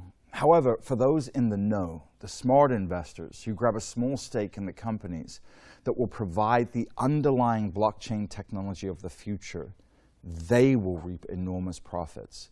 And I'll share with you a very exciting development, an opportunity I found on this in just 1 second. If you take away one thing from today's presentation, let it be this. Even if you get everything else wrong, by getting just one big investment trend right, you can become a millionaire many times over and be set up for life. I'm proud to say I've identified 2 of these big investments. Back in April 2016, for example, I recommended Bitcoin when it was trading a hair north of $400. People laughed and told me crypto was worth nothing. But I did my research, and we know what happened next. Bitcoin shot up past $1,000, $5,000, reaching $19,000. Another crypto I spotted soared 11,318%, and I recommended my readers take profits just 3 days before the big crash of 2018. Another small crypto I recommended went ballistic, shooting up over 150,000%. Several of my readers became millionaires, including BJ, who I mentioned earlier. Also a trucker, as well as one struggling farmer who was able to turn a few $1,000s into $2.5 million. That's the power of investing in the decade's top investment. Back in 2003, a similar thing occurred. I made an emphatic plea to my clients: buy Apple. You see, at the time, Apple was selling for dirt cheap, under $2. Even Steve Jobs was selling. But I knew the iPod was going to be revolutionary. Those who listened to me made out like bandits as Apple went on to reach over $250 a share. It all comes down to this: making just one right investment at the right time can set you up for life. Life's just too short to spend it struggling. Shouldn't we spend more of our time traveling, learning, being with loved ones and friends, and just plain having fun? I truly think so. And we are at the start of a brand new decade. I've shown you the proof, stats, and all the industries getting involved in blockchain, and how your timing today is absolutely perfect. Mass adoption is taking place right now. So what will you do?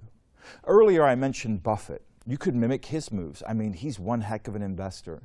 But here's the thing. While Buffett's top holdings, firms like Apple, Amazon, JP Morgan, and MasterCard, are piling millions into blockchain tech, there's just no way these stocks are going to shoot up 10 times from here. They're just too darn big. I mean, it took Apple 4 decades to make it to the $1 trillion mark. Do you think they're going to jump to $10 trillion anytime soon? I don't think so. You see, there's a reason I've been able to beat the gains of legends like Buffett and Carl Icahn.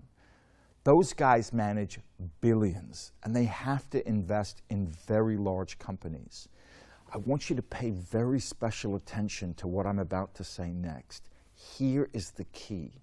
To maximize your profits, you need to grab a stake in the handful of small companies that are enabling the big firms to shift onto the blockchain.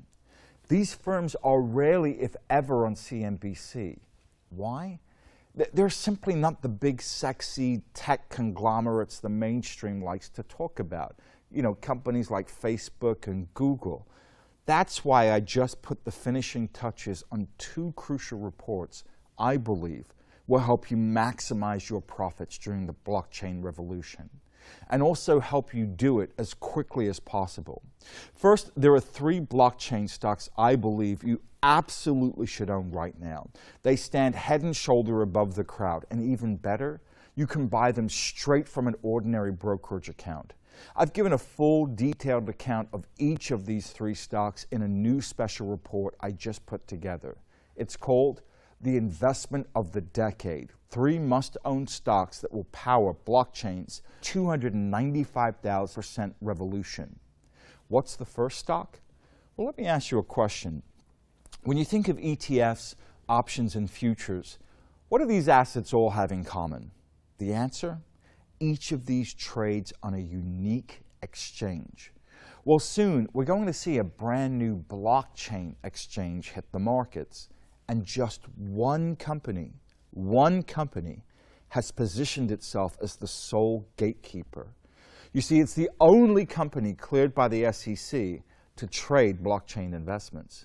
That means as blockchain goes mainstream and more investors rush in, and new financial blockchain products are introduced, it's this company that will get a cut on every transaction. It's a sure path to profits. For example, here's what happened to other exchanges when they went live. NASDAQ tripled in 4 years. The Chicago Board Options Exchange shot up 599% over 7 years. And the Chicago Mercantile Exchange went up 1,472% in only 5 years. $5,000 in each of these would have grown to $128,550. That is the explosive potential at stake here. And our first blockchain stock has positioned itself in the very same way. It's got a huge competitive advantage, a moat, as Buffett would put it. Insiders love it. They own 93% of the company. Vanguard, BlackRock, State Street, they've all scooped up a ton of shares. But today, you can still buy cheap shares while it's flying under the radar. I recommend you take a position in the next 3 to 5 days if possible. Next, stock number 2. As I mentioned earlier, I believe our current debit and credit cards will soon disappear. They'll be replaced by better, much safer, blockchain-backed cards. You see, when first-generation chip cards came out a few years back and millions were sent out, those savvy enough to invest in the companies providing the underlying technology, they reaped a fortune. Well, here's the thing. One payment company right now has already implemented blockchain into its system. It's not Visa, MasterCard, American Express, Discover, or PayPal either. And already this company's revenue has skyrocketed 16-fold. That's 8 times faster than Visa and 6 times better than PayPal. And the number of payments processed is blowing up. But it's not done yet. In fact, I predict blockchain stock number 2 will become the next Visa, meaning it could still climb 16 times higher from here, turning every $5,000 into $80,000. That's enough to buy a fully loaded Ford F-350 Super Duty or almost any car of your choice. Already, the company has attracted Goldman Sachs' former CFO to its board of directors, as well as former Secretary of the Treasury, Larry Summers. And the smart money is now moving in. Vanguard, BlackRock, and Morgan Stanley have already stockpiled 51 million shares between them. Goldman Sachs was an early investor participating in a $150 million round of funding. And billionaire hedge fund managers Andreas Halverson and Stephen Mandel have taken positions. So many of the smartest investors in the world are going all in. Last, stock number 3. As everyone knows, the internet made tons of people crazy rich. But here's the thing. When most people think about the big internet winners, they think of the Amazons, Googles, and Facebooks. But for every Amazon, there's a secret behind-the-scene company like Cisco that actually returned a lot more. You see, back in the 1990s, Cisco was the decade's 5th best stock and returned a whopping 67,491%. That was actually 15 times better than Amazon. Qualcomm, another behind-the-scenes company, also outperformed Amazon, handing investors a healthy 10,499%. Now, did most people invest in Cisco and Qualcomm? Of course not.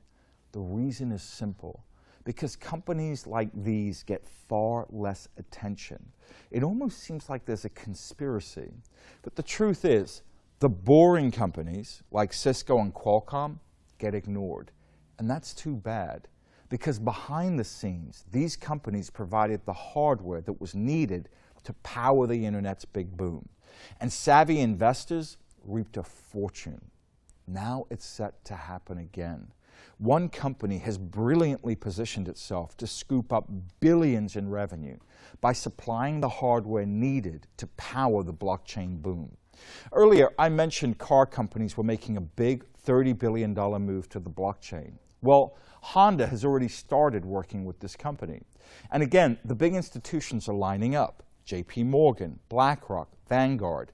Fidelity, in fact, loves this stock so much, it's already scooped up 7.5% of all available shares. Now, you can buy it straight from your brokerage account too, and I recommend you do so soon. See, this stock has already started a big move, shooting up 57% in the last 6 months alone. But that's just the beginning. Conservatively, I expect it will triple, bare minimum, over the next 3 years, and it could do much better than that. Remember, the entire blockchain economy is expected to rise 295,000% over the coming years. So the profit potential here is huge. I've put this modern-day Cisco, along with my 2 other favorite blockchain stocks, in a new report called The Investment of the Decade. 3 must-own stocks that will power blockchain's 295,000% revolution. In a minute, I'll show you how you can get a free copy. But first, I want to tell you where we could see the most explosive returns of all. Look, I love speculative plays, and you should too, at least for part of your money. But you've got to do it right. I've just finished putting together a short report on the 3 best speculative blockchains out there today. Now, of course, these aren't quite as established as the 3 investments I showed you earlier, but that's good news. It means they're priced cheap, C-H-E-A-P, cheap. You can take a meaningful position for just a few $100s. In the past, I've personally turned $591 into $13,312, another $1,000 into $1.6 million. This is almost like found money. I use some of these speculative profits as play money to buy a race car version Porsche, send loved ones to Europe for a luxurious 2-week vacation, and also to buy this great Rolex, which I'll pass down as a family heirloom. It's my strong opinion everyone should try to engineer a big windfall like this in their life. But it's not guesswork.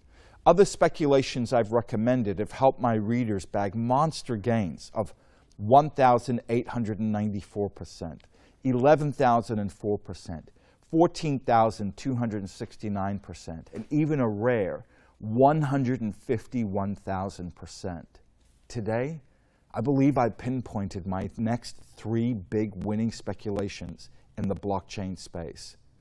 Now, please understand, you do not need to bet the farm. If even just one pans out, it could be life-changing. Take John, one of my subscribers. He emailed me to say, Tika, you've helped me turn $250 into $250,000 in less than a year. I would have reached that level even sooner if I had followed your advice to the letter. And James, the farmer, made $2.5 million. Now, obviously, I can't promise you'll make $250,000, $1.6 million, or $2.5 million, because all investments carry risk. And you know as well as I do, past performance does not equate future success. What I can tell you, though, is this. All three of those companies are tiny. One, for example, has a market cap of just $6 million. That's 250 times smaller than Apple or Google, where they were when they first went public years ago. So naturally, the upside of that is so much higher. So with this kind of early stage investment, there's obviously risk. So here's the key. Start small. Even if it's just $1,000. Take your $1,000 and split it up evenly between the three speculations I've found. They're dirt cheap, all selling under $3. So these are the kind of penny blockchain plays, if you will, with the real potential to go up 100 times or more. I put all the details inside my new report called Blockchain Moonshots. 3 chances to turn $1,000 into $1.6 million. I want to send you this report as well as my report on the 3 best blockchain stocks for free. Now, why would I want to do that? I grew up poor. I bounced around different foster homes and at one point actually lived in an apartment over a garage with no heat. So I definitely know what it's like to be on the other side, constantly wishing for a better life. That's why when I was 16, I ventured out alone to America with only $150 in my pocket. What I found is that desperation breeds determination. Today, I'm in a much different position. In fact, people shake their heads when they hear that I recently turned down an offer to manage $100 million. But to me, it's very simple. You see, if I help some big shot turn $100 million into $200 million, nothing changes. I mean, maybe he buys a bigger yacht, a nicer jet. But if I help out the average person and show them how to pick the decade's top investment, man, that's life-changing. It could mean an early retirement, a paid-off mortgage, beautiful memories and trips shared with loved ones. That's why I refuse the $100 million. Look, it might sound corny, but I agree with what Winston Churchill said. We make a living by what we get. We make a life by what we give. I've already made a ton of money, and I've tried retiring before, twice. It just wasn't for me. I knew deep down I didn't want to manage money for rich people anymore. So 5 years ago, I found a unique solution. I joined up with a respected publisher in Florida to strike up a new type of partnership. The way it works is this. They let me do what I do best, which is travel extensively, meet with my contacts and network of insiders, and then I write about all the great investments I find. They take care of everything else. When I find a great investment, they send out my report to subscribers, handle customer support, rush out my alerts. So far, it's worked like a charm. Since we started our partnership, more than 575,000 people have read my work. That's enough to fill AT&T Stadium where the Dallas Cowboys play more than 7 times. And the feedback we've received has been nothing short of amazing.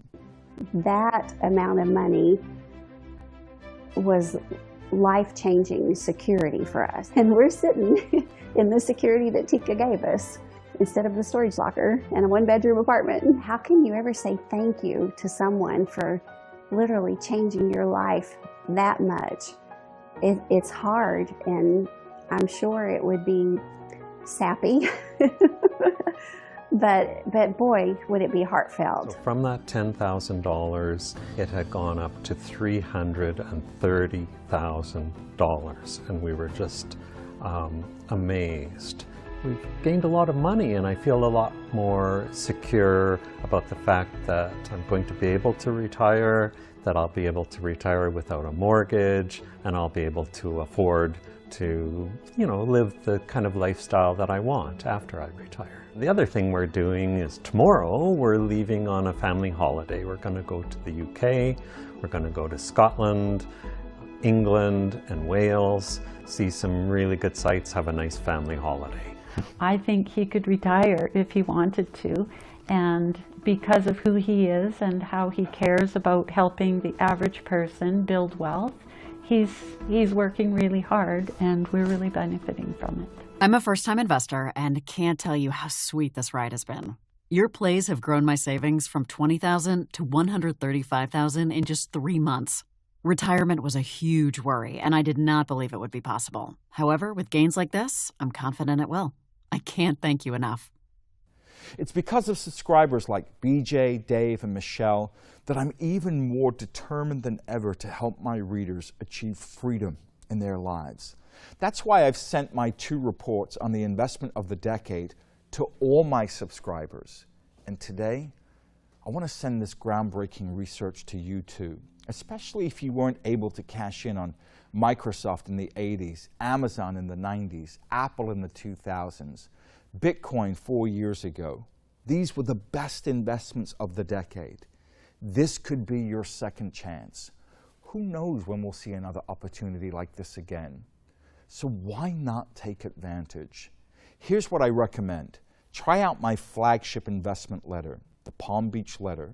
Once you do, I'll immediately rush you my new blockchain reports at no extra charge. That means you could literally have these 6 blockchain winners in your hands just 5 minutes from now, and so much more going forward. So how does the Palm Beach letter work? Well, for starters, it's not your typical investment publication like the Wall Street Journal. While I love the journal, there are just so many different and sometimes contradictory investment stories in there and little guidance. It's very easy to get confused. That's why each month I hand select just one investment. It could be a stock, an income play, or some other little-known alternative I discovered while doing my boots-on-the-ground research. What I do is, in each issue, I'll explain in simple terms all the important things you should know about the investment, its potential, as well as how to buy it. If you've got 15 minutes a month, you have everything you need to prosper from the Palm Beach letter. And as soon as you accept a trial membership, not only will you get instant access to my 2 proprietary blockchain reports, but I'll also send you a special briefing I just put together I call the Davos Manifesto. Now, you've likely heard of Davos before. That's the very high-level, secretive, invite-only meeting that takes place each year in Davos, Switzerland. In the past, President Trump, royals, and billionaires like George Soros have all attended. You know, I wasn't interested in the past, but here's the thing. The World Economic Forum is actually putting together Davos. That's the same organization that expects blockchain to grow 295,762% by 2027. So this year, I'm going to go to Davos. I'll actually be there in just a couple of days. Now, I've been to conferences like this in the past, and they adhere to strict Chatham House rules. That means I can't reveal the names of the people I'll be meeting there. However, in my briefing, what I will do is share the big secret I'm going to tell these guys. It has to do with one small change you can make to boost your total portfolio by as much as 661%. Do you want to know the secret? All right, here's the spoiler. It has to do with buying just a little bit of crypto. Hang on. Look at this chart. The first column shows what happened to $10,000 that was split 50-50 between stocks and bonds over a 3-year period. It grew to $12,219. The middle column was more aggressive. This shows if you put 65% in stocks, 25% in bonds, and 10% in Bitcoin. Quite a difference. Here, your $10,000 grew to $42,000. But look at the last column. Here, instead of 10% in Bitcoin, if you had simply diversified between the 3 cryptos, that same $10,000 would have grown to $93,000. That's 37 times more than investing in just stocks and bonds alone. And overall, that small 10% allocation was enough to boost your total portfolio by 661%. So for example, if you had $50,000, by making the small change to your portfolio, it would have ballooned to $380,000. $80,000. What would you do with that extra cash? Now, maybe you're not interested in crypto. If not, I get it. I mean, even the smartest investors in the world have been confused about it at one point. Buffett himself calls Bitcoin rat poison squared. And yet today, he's one of the biggest blockchain investors on the planet. Here's the thing. Whether or not you join in, cryptocurrencies are going mainstream. I want you to understand this. On January 1st, a new law in Germany finally allowed banks to store and sell cryptocurrencies. And in a stunning report just released, Deutsche Bank said cryptocurrencies could replace fiat currency, that's paper money, by 2030 because the current system looks too fragile. Now, I'm not talking about some fringe, out-of-his-mind crypto fanatic on YouTube. This comes straight from Deutsche Bank. Even Jerome Powell has now told Congress the Federal Reserve is investigating whether or not they should issue their own crypto. And many big investors who once swore off or ignored cryptos have now changed their outlook. JP Morgan's CEO, for example, once called Bitcoin a fraud. The firm has since become a very large buyer of Bitcoin. Dan Schulman, PayPal CEO, once called Bitcoin unsuitable. He's now a Bitcoin holder. David Swenson, the investment genius who grew Yale's endowment trust from $1 billion to $29 billion, earmarked $300 million for crypto. In fact, according to one report, institutional investment has gone up 952% over the last 22 months. And these guys are investing between 200 and 400 million a week in crypto. So this is it. If you've ever considered buying cryptos, even just a small stake, please read my manifesto, because this May, a major event is set to take place in the crypto world, something that only happens once every 4 years and is mathematically 100% guaranteed to happen. Now, I realize that may sound hard to believe, but it's actually a line of code, line 1577, hard-coded into Bitcoin's blockchain, and it will greatly reduce by half the number of coins available. In fact, the last time this event occurred 4 years ago, I issued a small string of recommendations and they all went up big. One went up by 7,691%, another by 11,318%, 14,269%, 15,811%, and the last by 151,323%. That was before these big institutions with their billions were all rushing to get in. But please, understand, I'm not here to twist your arm. What I want you to do is at least take a look at the research I've put together in my Davos manifesto, and then make your own decision. In the manifesto, I've listed my 4 top cryptocurrencies to get into right now. I'm placing a strong buy call on all of these. They each have the potential to 10x within the 12 months. 2 of these, for example, are already playing an important role in the big changes happening in finance. You can get all my research, including the Davos Manifesto, my special report on the 3 best blockchain stocks, as well as my 3 best speculations for free. All you need to do is try out the Palm Beach letter. All right, here's how to start. In a minute, a button will appear below this video. Once you click it, you'll be able to secure your subscription. As a member, you'll get 12 months of my best investment ideas on the first Thursday of each month. You'll get a brand new issue of the Palm Beach letter. I don't limit myself to blockchain. In the past, I've covered safe income stocks, alternative investments, as well as how to play rising trends like legal marijuana and sports betting. Full support. Our specialists are located in Delray Beach, Florida. Please feel free to call or email them for any help you need with your subscription. Access to our one-of-a-kind model. Since 2011, the Palm Beach Letter's model portfolio has performed second to none, averaging 89% per year. And since I took over the reins in 2016, we've done even better. We've averaged 154% a year. That's not a typo, 154% a year. That's 10 times better than the S&P at record highs. As a member, you'll see all our current picks, including 3 untouchable stocks that were essentially immune to the crash of '08 and have since trounced the stock market. If you're antsy about which way the market's heading, I strongly recommend you look at those 3 right away. You'll also get full 24/7 access to our members-only website.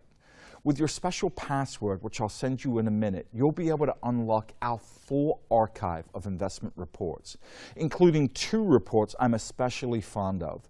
The first is private investing. According to the National Bureau of Economic Research, the average venture capital firm multiplies their money 70 times over a decade. That's 339 times better than the average stock investor. In this report, you'll discover what I call a secret back door we found that lets you get into the private markets, no matter what your income or net worth is. And you can even use it inside your IRA. We also just released a fascinating report on what I call fractional shares. This is a brand new way to buy tiny stakes in assets traditionally reserved for the rich. Think classic cars and rare art. Imagine, for example, owning a small part of a Picasso or a Rolls-Royce. Now you can. Of course, these reports are on top of the research I already promised you earlier. My special report on the 3 best blockchain stocks, the 3 best speculations that could turn $1,000 into $1.6 million, and the Davos Manifesto. There's also one extra benefit. I'll also add you to my exclusive proprietary alert send list. As soon as I hear about any important change that could affect one of my recommendations, you'll be the first to know. So what does this all cost? As you can imagine, if we sold this full package on its own, you'd probably be looking at somewhere over $500. And that would be a steal. In fact, when I ran my hedge fund, for every $1 million they had invested with me, my clients paid $20,000 in fees each year, in addition to the 20% of profits I generated for them. But here's the great news. Because our research costs are divided among thousands of paying subscribers, the normal price for the Palm Beach letter is only $199. That's per year, not per month. When you consider that many Palm Beach letter readers have become millionaires by following just one of my recommendations, I think you'll agree $199 is a fair price. And if you decide not to join today and go back to our website later on, that's the price you'll see, and that's the price you'll have to pay. However, because you watched this full presentation, and I know you're serious about this opportunity, I want to do everything I can so price is not an issue. A price does not get in the way of you making a fortune. So here's what I did. I sat down with my publisher, and we agreed to authorize for you and any other new member who decides to sign up today an exclusive one-time discount. So today, you have the opportunity to try out the full Palm Beach letter for only $49. Just click the button below this video that says, Tika, I'm in, to take advantage. Now, as you know, $49 doesn't get you very far these days. It's probably just enough to take your significant other out to a movie. So I'm not sure how long this special offer will last. But there's also another important reason I wanted to make sure you don't delay on this.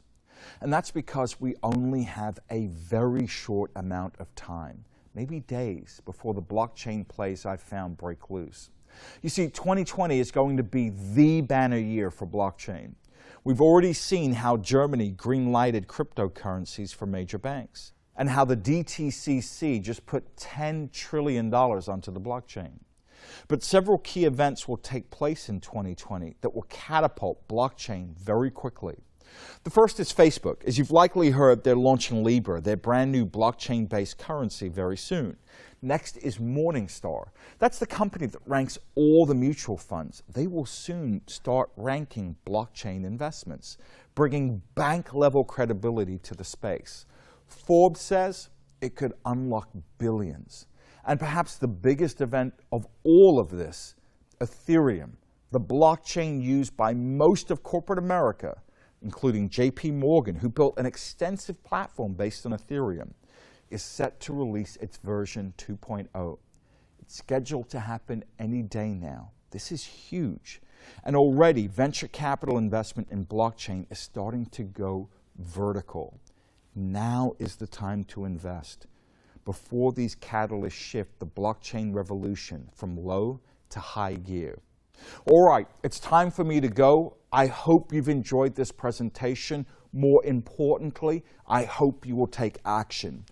I believe blockchain will help usher in a brand new class of millionaires, and I want you to be one of them, just like my other readers. The best way to accomplish that is by trying out the Palm Beach letter. That way you'll be able to see for yourself why we've been able to beat the broad market by a factor of 10 to 1. And why Palm Beach letter readers have had the chance to beat the pants off the average investor more than 81 times over. Remember, there's a button below this video that says, Tika, I'm in. I encourage you to click on it right now. You'll be taken to a secure page that will let you lock in today's special discount of $150. I recommend you take this $150 and invest it in blockchain. Also, please rest assured, you risk nothing by acting today. That's because we've put in place an unconditional 100% money-back guarantee. Simply put, you have the next 60 days to review everything at your own leisure. Look at my research. Question everything. If you don't like a single thing you see, no worries. Contact my Florida support team and they'll immediately return every penny you paid. No ifs, ands, or buts. That is my promise to you. So what do you say? Now maybe you're already set for life and have more money than you know what to do with. If so, that's great and I'm happy for you. But if not, and if you want to try something different, why not finally profit from the top investment of the decade? I've done all the legwork, and getting this one decision right can wipe away years of bad investments. As Earl Nightingale once said, one idea can change your life. Most people you see are blind when it comes to new opportunities. You have to look beyond the surface facts and be willing to see things others can't or won't. This is your chance to get in on the $8.6 trillion blockchain revolution. You've seen the facts. My readers made millions off the first move. Now it's about to take off for a second time. Richard Branson has invested a reported $30 million in blockchain. Bill Gates, the Rockefellers, Rothschilds, they're all involved. And now we've seen Buffett's billion-dollar bet. Where will you be 10 years from now? I've toiled away for 4 years, traveling the equivalent of 12 times around the earth to meet with the best minds in the blockchain space, just to boil it down to the absolute best plays. The 3 best stocks, the 3 best speculations, and 4 best cryptocurrencies in this decade of blockchain. Take the time and at least look at my research. Take Palm Beach letter for a test spin. And if it's not for you, no biggie. All you lose is 30 seconds to place your order. Either way, it's your choice, and I fully respect your decision. All right, that's it. I want to sincerely thank you for taking the time to listen to my message. I'm not sure how long this video will stay up, so if you found it to be of any value, I give you permission to share it with your friends or anyone you care about. Friends, we're extremely fortunate to be alive today. We're living in a remarkable time, the richest era in history. I hope you go out there and claim your fair share. I want to thank you for joining me today, and I want you to always remember, let the game come to you.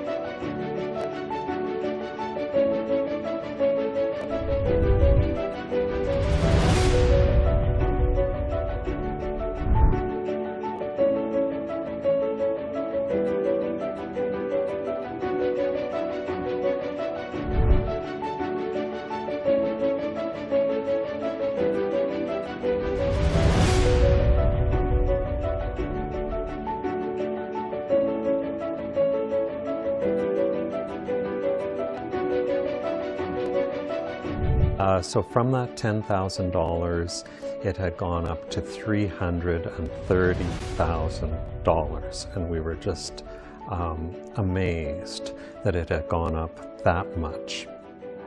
How can you ever say thank you to someone for literally changing your life that much? I've been very pleased with the comprehensive approach to wealth building that it offers. It's a lot more than just a simple stock picking newsletter. I'm a first-time investor and can't tell you how sweet this ride has been. Your plays have grown my savings from $20,000 to $135,000 in just 3 months. Retirement was a huge worry, and I did not believe it would be possible. However, with gains like this, I'm confident it will. I can't thank you enough.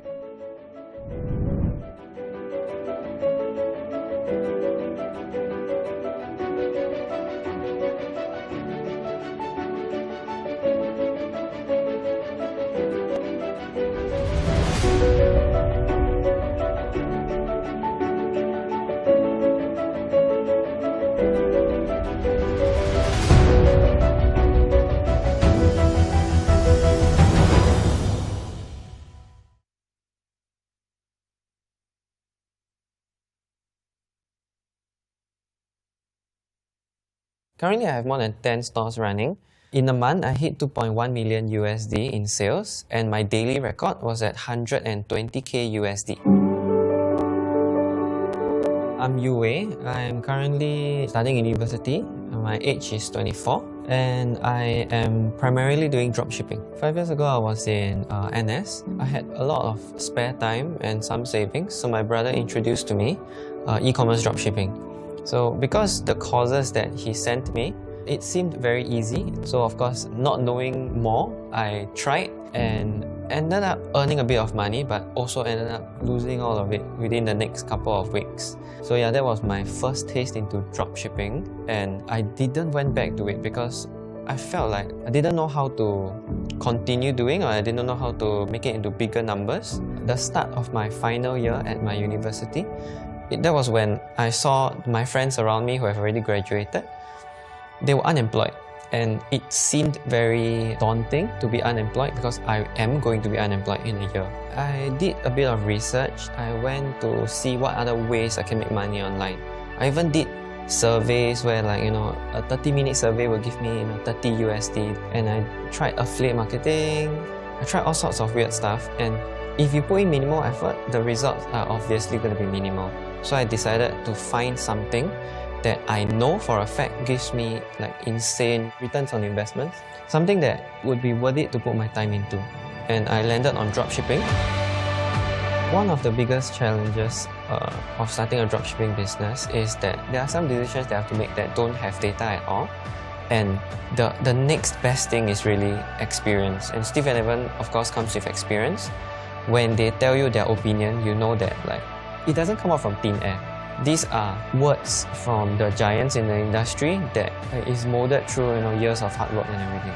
So whenever there was a problem that I faced within the dropshipping industry, they are the first person that I can think of. They are the first person that I'll talk to. They will be there to fix the problems that you never have met before because they probably fixed it already. Currently, I have more than 10 stores running. In a month, I hit 2.1 million USD in sales, and my daily record was at 120K USD. People don't succeed on their own. People succeed by standing on the shoulders of giants. And in this case, the giants in this industry is Steve and Evan Tan. Everything you need to succeed is right there. All you have to do is to make a decision for yourself.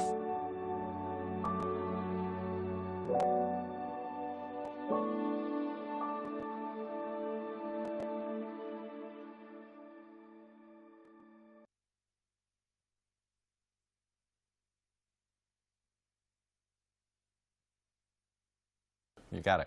When we come back, very few people saw the 1980 Reagan landslide coming before election night.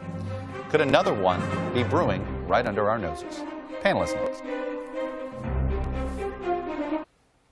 Welcome back. The panel is with us. NBC News Chief White House Correspondent Hallie Jackson, Hugh Hewitt, host on the Salem Radio Network, Maria Teresa Kumar, president of Voto Latino, and Jake Sherman, senior writer for Politico. Look, I want to set up the conversation with Peggy Noonan and what she wrote. It was a very very elegant way of trying to write about the current state of politics. No one will talk about it in public because they're not idiots. Journalists don't want to be embarrassed if they've got it wrong. Democrats don't want to encourage complacency. Republicans don't want to demoralize the troops, and the networks have to keep everyone hopped up on the horse race. I will take a small offense to the last part of that comment, but Jake Sherman is this the thing that everybody's whispering about on Capitol Hill and around Washington as far as you're concerned as well these days? Yes. I mean, if you look across the board, polls out this morning have Donald Trump down by 12 points, have him losing almost every state in the Midwest. I've talked to people in the last couple of days, and I'm going to write this in the next couple of days.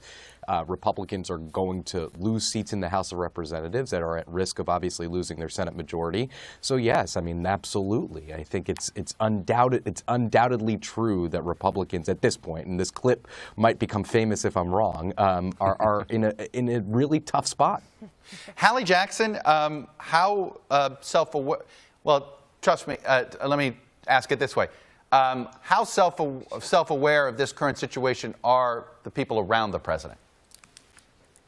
So that's a good question, Chuck, as far as the distinction between the president and then the people around him. And I would say this, there is an acknowledgement that the public polling is not obviously going their way. I still hear things from folks close to the campaign, around the campaign, about how internal polls show them doing better. There is a sense that people who were around the president 4 years ago in 2016 saw the polls maybe not moving their direction then. Obviously, it was a lot different of a landscape in 2016, but there's, from some of these folks, this sort of underdog fighter sense that they have lingering from the last 4 years. I will also say this, Chuck, for the president himself, I think he knows that if there is a way for him to change some of this, right, to change the slide that he seems to be on, it's by getting out. It's by getting out and doing rallies, talking to people, being out there. His coronavirus diagnosis means he has not been able to do that. And I can tell you that based on sources that I've talked to this weekend, he is climbing the walls to be able to get out of the White House compound. He's in this sort of mode, as one person put it, where he's in his, nobody's listening to me, I'm right and everybody else is wrong kind of attitude, where he feels like he wants to be flexing his muscles,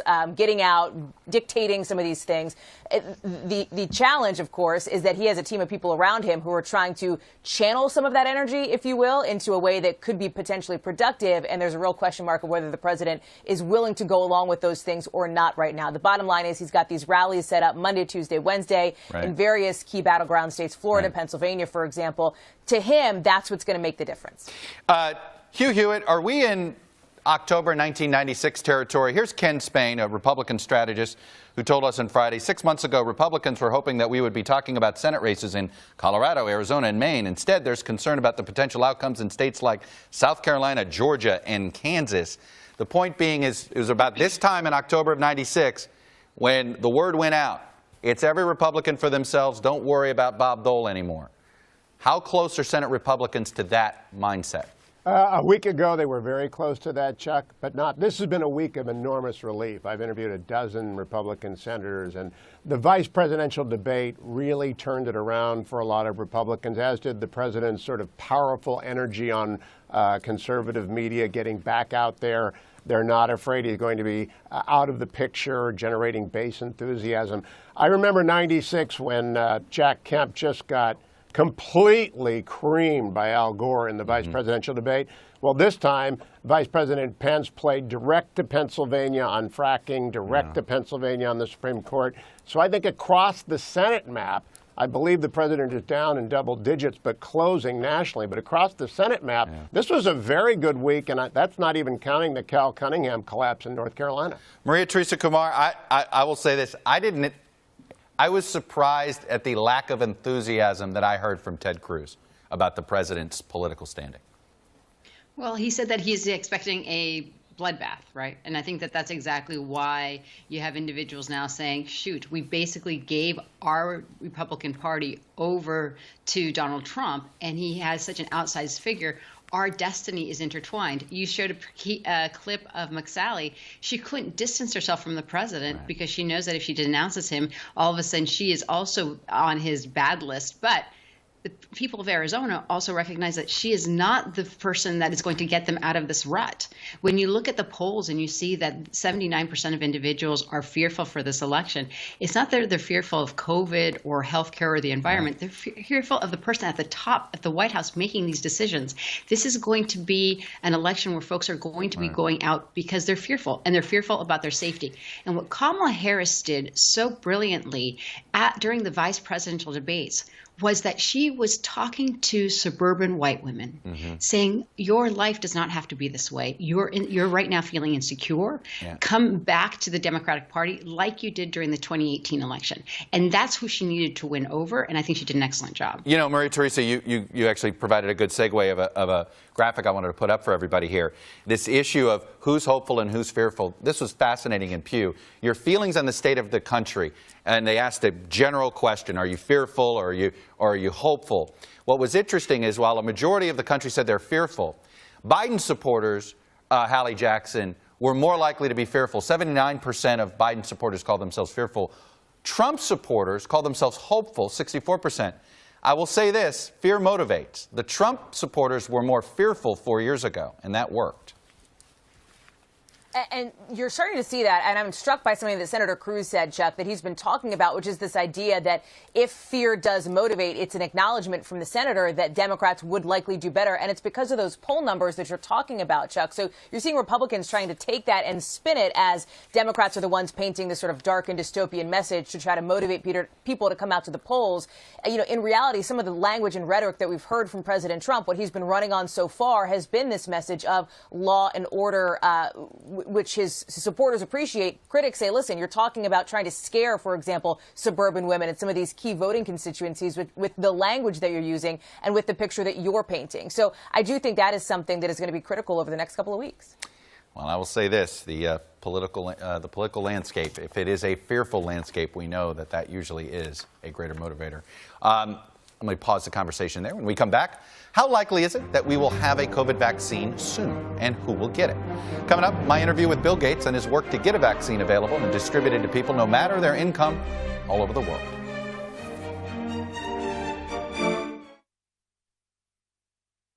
Welcome back. Despite what President Trump claimed on Friday, there is no cure, nor is there a vaccine for the coronavirus, at least not yet. But when a vaccine becomes available, Bill Gates will be ready. The Gates Foundation has committed some $350 million to support the global response to COVID-19. Much of that money is being spent to purchase and distribute a vaccine to low and middle income countries around the world. And Bill Gates joins me now from Seattle.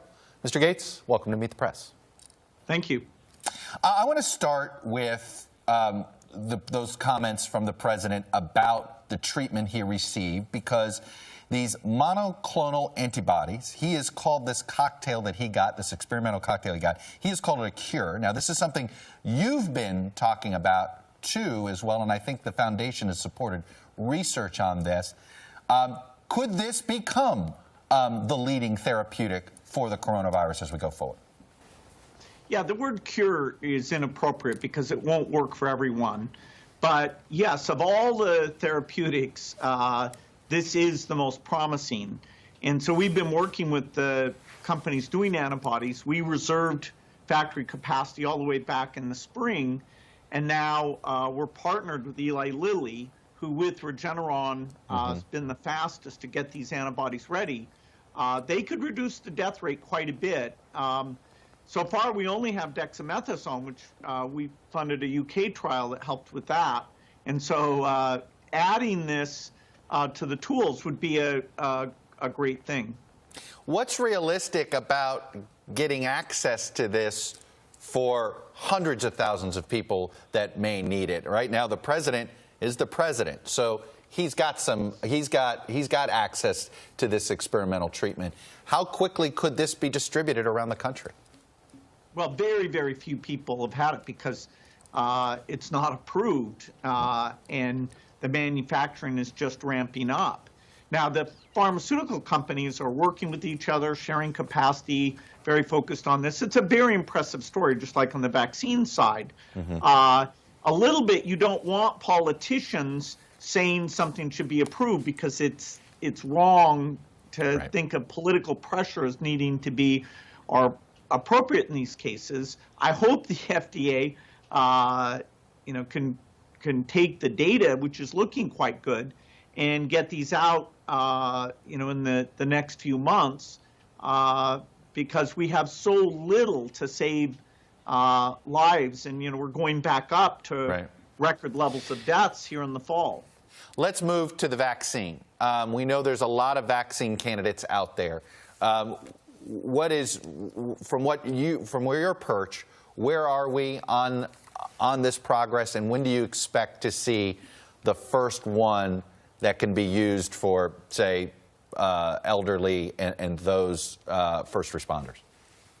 Yeah, it's very impressive how the pharmaceutical industry has diverted resources, gotten involved. The U.S. government, this is one category we've actually done a decent job, has funded the research here. And so I think it's likely by early next year that several of these vaccines will get that emergency use authorization.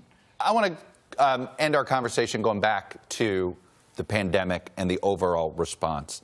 It's interesting. For the first time in its 208-year history, the New England Journal of Medicine took a stance on the U.S. presidential election.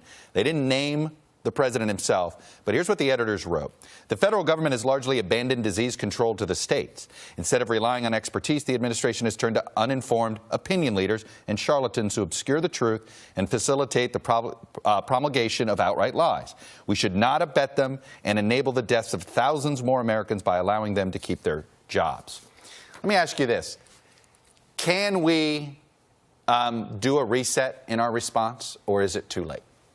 Well, there are lots of additional deaths coming if we don't get our act together. The fact that the testing results don't come back within 24 hours, we reimburse for these worthless things. We are running the worst testing system in terms of who gets access to it of any country. And so, yes, that's not that hard to fix. You do have to admit that you haven't done a good job and make some straightforward changes. In that case, just the way the reimbursement is done is crazy. Mm-hmm. So there is an ability in terms of leadership that helps with the right behaviors to protect people. We can still do a lot better.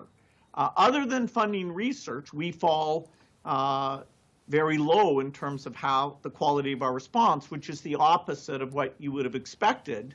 Right. And so there'll be a lot of work in the postmortem. Why didn't we pay attention to the warnings? Why did we destaff the positions that would have worked in these areas? But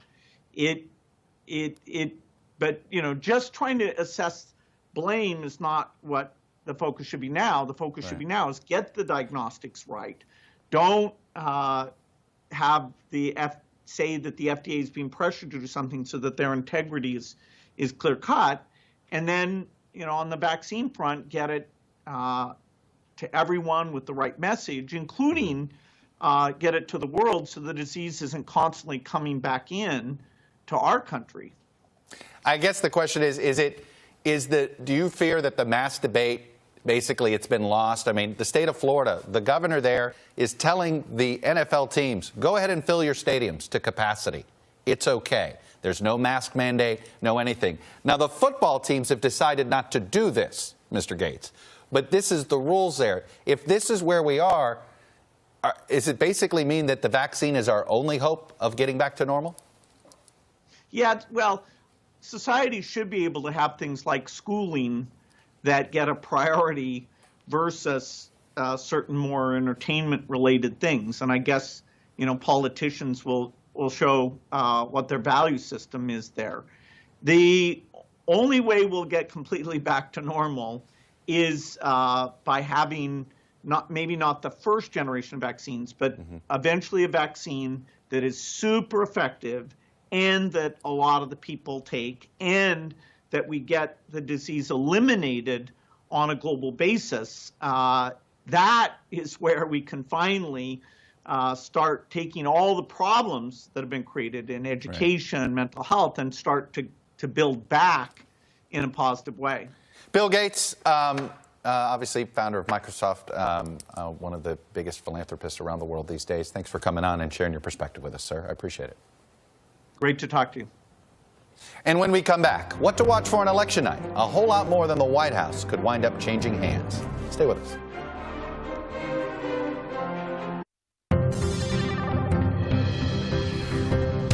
Welcome back. Data download time. As Joe Biden's lead hits double digits nationally, a lot of Republicans are worrying about what that could mean for them down ballot, and not just in the House and Senate. This year, there are 86 legislative chambers in 44 states that are also on the ballot. And in a census year, Democrats could take away the GOP's huge advantage when it comes to redistricting.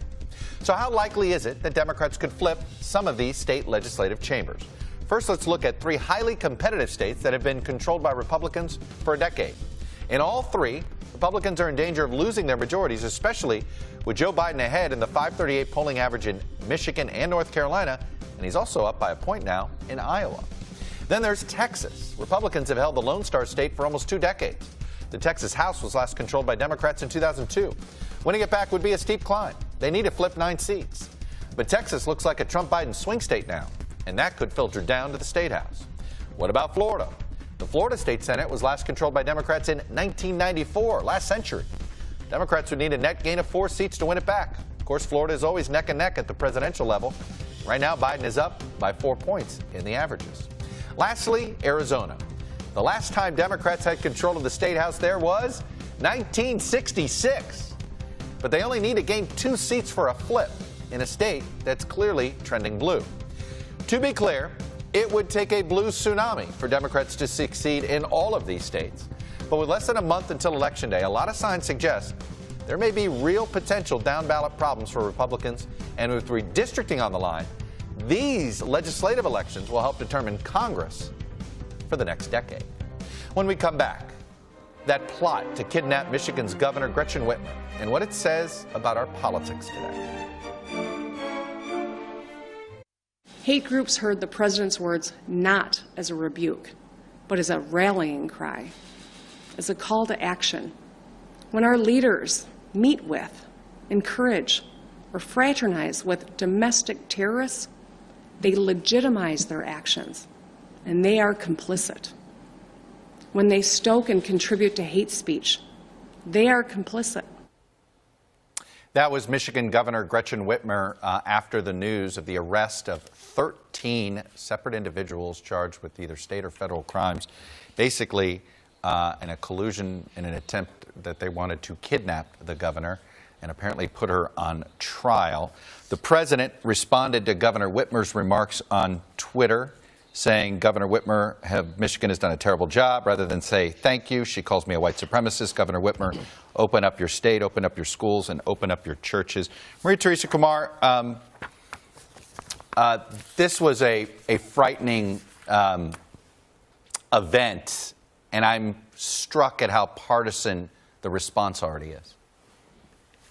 Well, you have a president of the United States, when asked on public television during a debate whether or not he would denounce the Proud Boys, a white supremacist organization, he'd not only said that he told them to stand by and stand back. That's not a clear denunciation of white supremacy. When you look at what he was saying and tweeting against the governor back in April because of what she was encouraging the state of Michigan to be safe, these individuals got politicized by his tweets. And they started mobilizing and doing a plot. But this is what was really interesting. When you see why what finally triggered them was the head of the plot decided that he couldn't get into his gym and he was fed up. Talk about incredible privilege of why he was deciding to do this. And this is where the president can't even denounce even there that this was happening. What Governor Whitman did was say thank you to the law enforcement. And when we're headed into this election, Chuck, this is what concerns me. I'm part of a nonpartisan national election crisis task force. In my 20 years of working in politics, we've never had to convene such a thing. Michael Chertoff is part of this task force. Norm Ornstein is part of this task force. And our biggest concern is that will law enforcement have enough support to ensure that during this election season that we're currently in, that they can appropriately thwart these kind of attempts that we're going to see. And the only way that we can ensure ensure that that is true is if the president right now starts denouncing that potential chaos. Hugh Hewitt, the president's decision to go on the attack on Governor Whitmer and not denounce this terrorist threat against her, big political mistake by him? No, I don't think so. I think they're terrorists, and I think we've got to be very clear that they don't define political speech in Michigan any more than the people who assault police define the people seeking police reform. They're terrorists. They're McVeigh-level dangerous terrorists, and I'm glad the FBI did their job, but it ought not to put off limits any criticism of the governor's approach to the virus or any praise of the governor's approach to the virus. I think the president's going to play hard, energetic, political mainstream tactics from here until the end. I think he's going to seize on the Supreme Court. I think he's going to seize on court packing not being answered. I wrote about it in the Post this morning. But I don't think he has to respond to every allegation from everyone in every situation. But Hallie Jackson, here's what it struck me about this. You would assume the president had been told about this in his PDB. This is not something you would keep from the president. The president had to have known about this probably for weeks. And he didn't even, there was no thought of calling her up, no thought of doing something like that. I mean, it seemed a very intentional decision that he wanted no part of this. And then when he didn't like what he heard, he went on the attack. Well, but Chuck, that's also part of a pattern from what we've seen from the president in instances like this before. Now, you have to remember, he is somebody, and this is what I hear all the time from people around the White House, in the White House, on the campaign, that the president has denounced white supremacy in the past. That is technically accurate. He certainly has done that.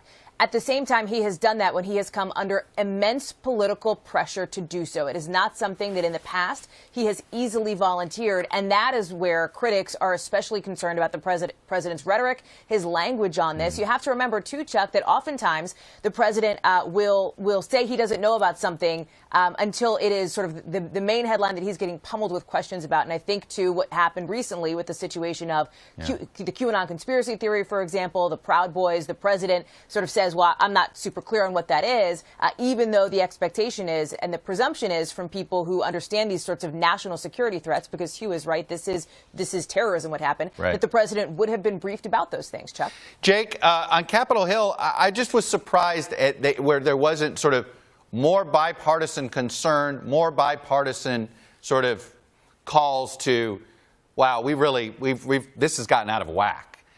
There seems to be a lot of muted responses, particularly on the right. Yeah, that's right. Missed opportunity, right? Because the story could have been very easily that this was a terrorist group that had plotted to kidnap and harm the governor of Michigan. Instead, it's a story, a multi-day story here on a Sunday about the lack of response from the President of the United States, not saying, praising the law enforcement and saying it's a horrible thing that's happened, but instead attacking the governor. And on Capitol Hill, there's same kind of tone. So it's an unforced error by Republicans to not just go out and say that immediately and then move on from this awful instance. Is it the same reason, Jake? They just don't want to get on the wrong side of the president? I think that's probably right. I think it's just very tribal, right, Chuck? It's a very tribal kind of response. Nope, and there's certainly, we hear it sometimes a lot on this show. Anyway, thank you all. I really appreciate it. Before we go, I want to let you know about a special Chuck Todd-cast that we've got going, Florida, Florida, Florida. It is a 5-part series exploring the 2000 Bush v. Gore recount and why that crisis is still relevant today and could be after November 3rd. The first episode is available right now wherever you get your podcasts, and the subsequent episodes will be released this week. That's all we have for today. Thank you for watching at this early hour. We'll be back next week at our normal time, because if it's Sunday, it's Meet the Press.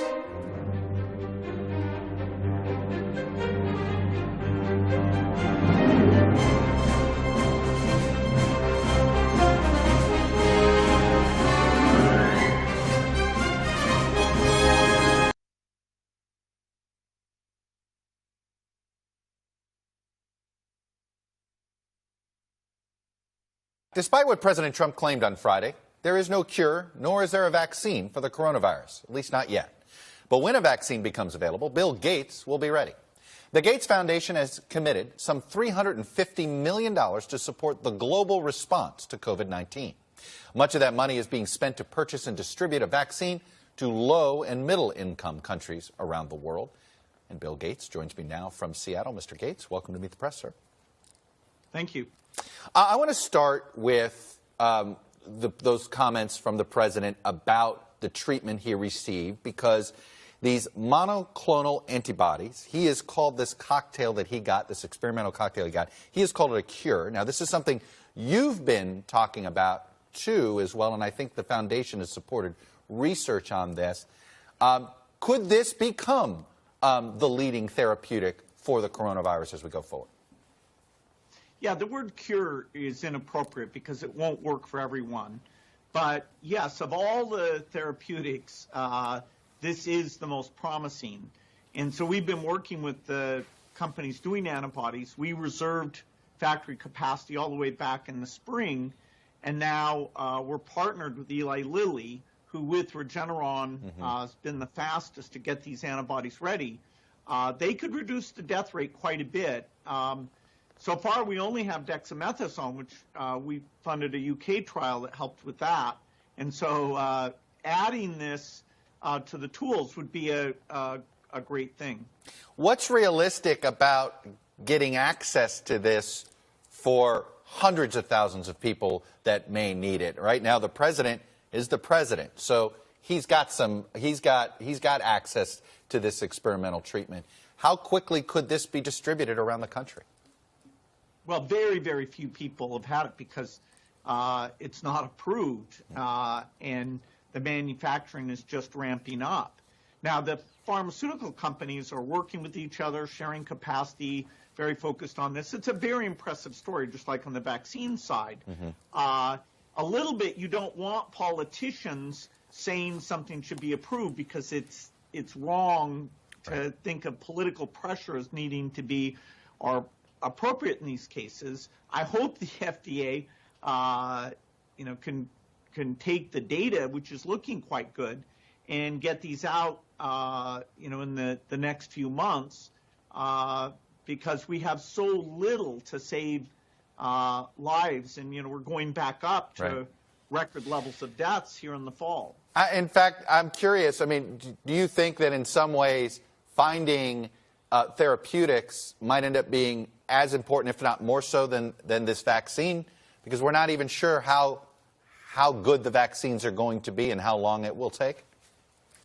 Well, for the next 6 months, if the monoclonal antibodies get approved, they will save more lives than the vaccine will, particularly if we can give it in low doses. The president got 8 grams, and we're trialing things that are down at more like 0.7 grams and 0.3 grams. And, of course, that changes the cost and capacity a lot, but that's also unproven at this point, but it's important that we explore. In the long run, or even as you get into next year, the vaccine will be more important. It can block transmission, but you have to give the vaccine to a high percentage of the population, whereas with the monoclonal antibodies, it's only once somebody tests positive, shows symptoms, and they're old enough they're at risk. That's the target for this therapeutic. What is a realistic timeline here? Obviously, there's still some research and still some trials that need to be done.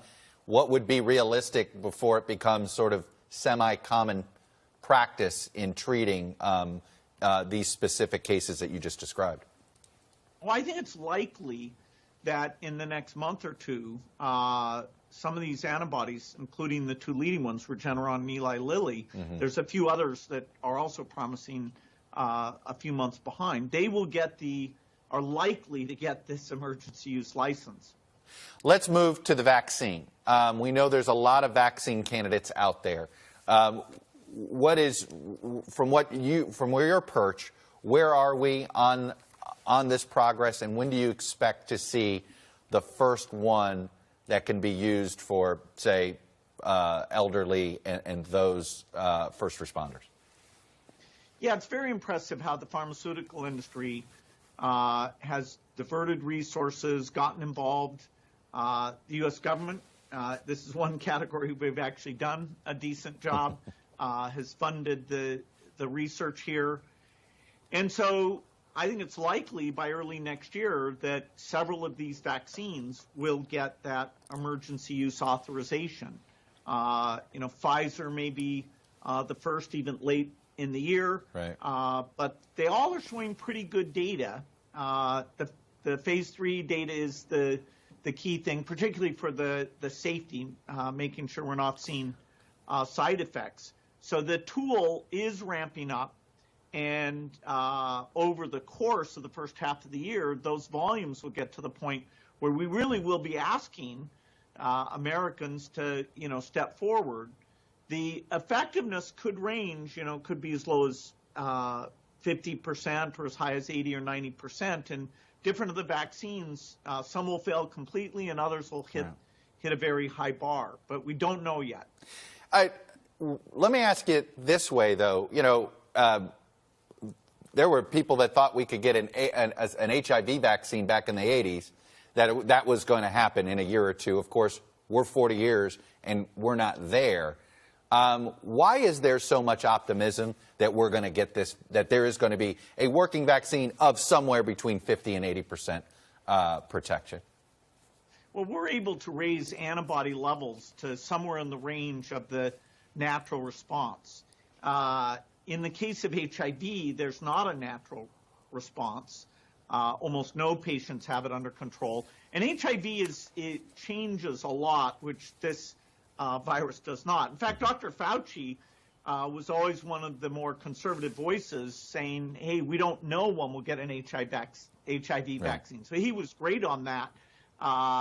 But, the U.S. government and our foundation continue to put lots of money and eventually we'll get it, maybe using one of these new platforms. But this respiratory disease virus, the likelihood is that of those first 6 vaccine constructs, several of them are very likely to work. The antibody levels for several of them are very high. How likely will this be a one-shot vaccine versus a 2-shot vaccine? And I assume you care about this answer a lot because this is, it would impact the ability to distribute, half of the doses, half the people. If they need 2, all of a sudden that doubles the cost of everything.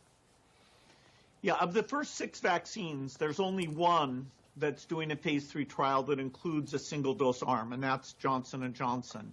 There's a second wave of vaccines that will come sometime next year, and our foundation and a group we're part of called CEPI are funding those. The U.S. government is not yet involved in that, but a few of those, like one that uses a measles vector, those are the most likely to be single-shot interventions, but most likely almost all the vaccines will require the 2 shots. Sometimes I wonder what's going to be the bigger challenge, the actual distribution of the vaccine or the public relations campaign? Yes, the skepticism about vaccines has always been an issue. And here where you have, politicians kind of motivated to say, they performed a miracle, the skepticism is higher than ever. In fact, our current president was actually a vaccine skeptic. So this current situation is the most difficult in terms of vaccine acceptance. What I'm hoping is that as the first 20 or 30% of the population who are most at risk come forward, people will say that it's going well. And so the attitudes, they'll realize you're protecting other people by taking the vaccine as well as protecting yourself. I do think, the logistics will be tough. The same way we have drive-through testing now, we ought to be able to create drive-through for the vaccination as well. Let me ask you this. You've been working with your foundation trying to, help with vaccinations around the world for years. Tell me how you go into a community that's skeptical of just medicine in general and end up convincing them to take a vaccine. Yeah, we see vaccine skepticism everywhere. It's probably highest in the United States, which there's a certain irony to that. But you always have to think, who do people trust? So in Nigeria, we worked very closely with the Muslim leaders because households, saw those leaders giving, this is the polio vaccine that there were bad rumors about. They saw those leaders giving it to their children and no ill effects there. And we were able to get rid of wild polio throughout all of Africa. That required way over 90% of the kids to take actually what is a 3-dose regimen there. But we had to put a lot of money behind it and figure out who would be trusted, and in some cases, if there were refusals, go and follow up to try and help raise that dosage rate. Your role in the foundation, your role in warning the world, if you will, about your concern 5 years ago when it came to, frankly, that the world wasn't ready for a pandemic like this. You've been thrown into the conspiracy theory world. You've been used as a foil by those on the far extremes of whether it's the anti-vax movement, whether it's extremism here on social media. What have you tried to do to combat this? Yeah, I think both Dr. Fauci and I, there's things that are suggesting really malign intent, and that is surprising. And I hope it doesn't reduce people taking the disease seriously, wearing masks. As the data comes out and there's an approved vaccine, being open-minded that is contributes to the community, that you're less likely to spread the disease when you're vaccinated. I wouldn't have expected this. I mean, right. Our foundation is about saving lives, and it's about spending the money to save lives. And the fact that some of these rumors kind of turn that around, it's a very novel thing, and I hope that the truth can be made as interesting as the lie. Have you? Where I want to go here with this is here you are, one of the sort of the founders, if you will, of modern technology for all of us. Okay, and you helped create one of the companies that's the pillars of technology around the world, and yet in some ways, it's social media in particular, which I know in some ways you in some way were not involved in the rise of social media. But this puzzle, social media has turned out to be a weapon against truth, a weapon that's being used against you, a weapon that gets used against us in the press. What can we do about this? Yeah, it is a problem. And, this movie, The Social Dilemma, highlights the problem. More difficult is what are the answers, because a little bit it's preying on a human weakness, that these kind of wild theories that aren't true spread very, very quickly. And, people can just get into almost a rabbit hole of reading things that are outrageous and get a very us versus them, where they're not seeing the mainstream facts, and we're very polarized. I think something needs to be done, but the suggestions of how you preserve the flexibility, some level of free speech, right, and the benefits of these systems, while knocking down the fact that the conspiracy theories literally take millions of people and make them think, oh, I won't wear a mask. Right. That is a big problem.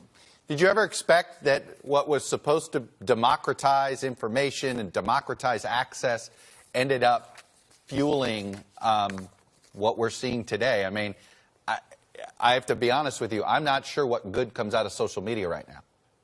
No, social media, I'll stick up for it a tiny bit. Connecting families at a distance, people with common interest.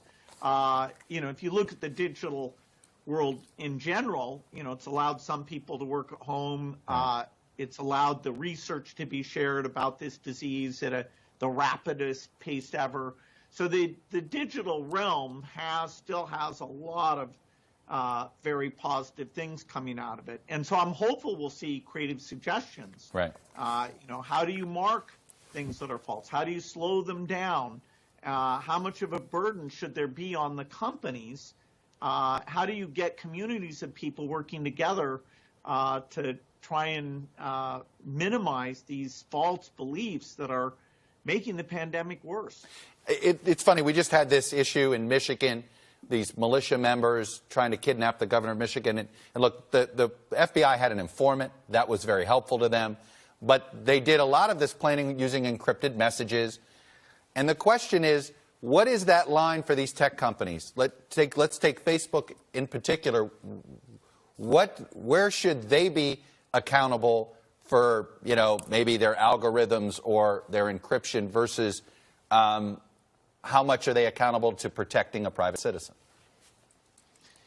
Well, I'm someone who believes that what the government had relative to the phone companies, where they could look into sex rings or organized crime, going through a court approval process for wiretapping, that equivalent needs to be maintained for the government with good safeguards. That's even considered controversial, that law enforcement, maybe they should go blind for a lot of these things. I don't know that particular case, but I do think wiretapping net has been very beneficial. China, when it comes to doing business, what is the future, do you think, that we're headed towards here between the United States and China? And if you were running Microsoft today, what would concern you about the current relationship between the United States and China? Well, we have a lot of common interests, advancing work against the pandemic, reducing the negative effects of climate change and getting rid of those emissions.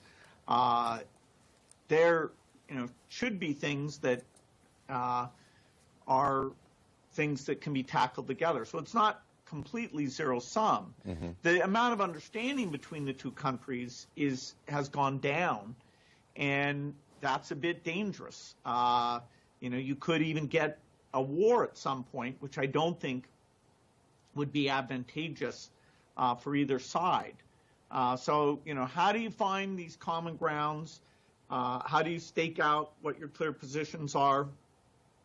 This is one of the greatest challenges. It's the most important relationship in the world, is the one between the U.S. and China. And, both sides have been driving the other one apart in the last year. Do you believe, for instance, during the whole TikTok back and forth, this idea that if the U.S. government wants TikTok to be, in some ways, have some U.S. control of some of the operation, is this a viable way to go about corporate governance? Because it may be a populist way, and it may become a very popular thing to do. Do you think it's viable for corporate governance going forward? Well, we need some clear principles on what's allowed and what's not allowed. The TikTok thing, it's not clear what, why was that picked? And, can we predict what the rules are? The U.S. has to be careful that it doesn't isolate itself. We often think, okay, the U.S. versus China, but the AI community is a very global community. And if the U.S. closes itself off, that would be a step backwards for the innovation that we expect to participate in. So, thoughtful analysis about, okay, what things can operate in the United States, even with foreign ownership. I haven't seen a good elucidation of what is being attempted here. So it's very, kind of out of the blue in a way that it's never been seen before. Let me ask it are we going to have two internets? We don't want to have two internets. The Chinese do run a firewall, and so you could say in that sense we already do.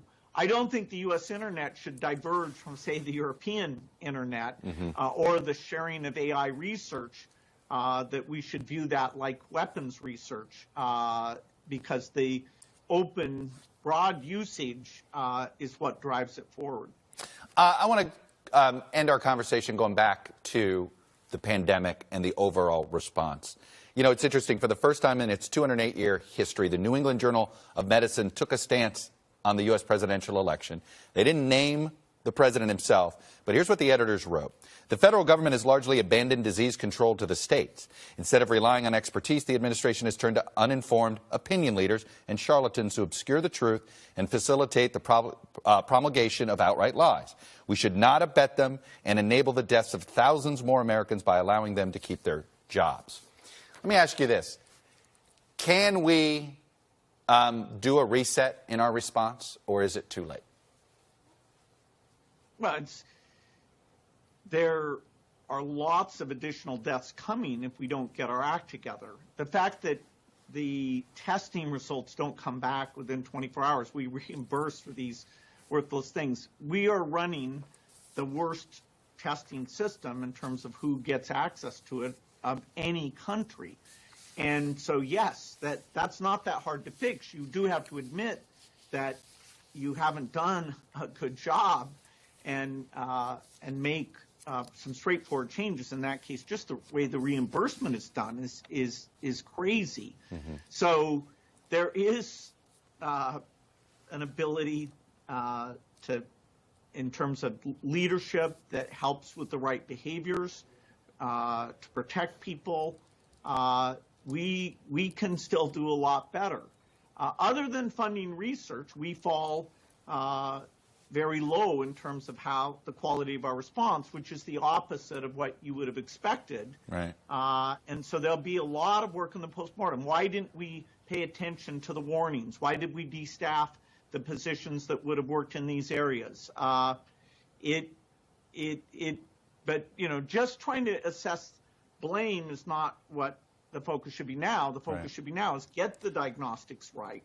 Don't have the say that the FDA is being pressured to do something so that their integrity is clear cut, and then, you know, on the vaccine front, get it to everyone with the right message, including get it to the world so the disease isn't constantly coming back in to our country.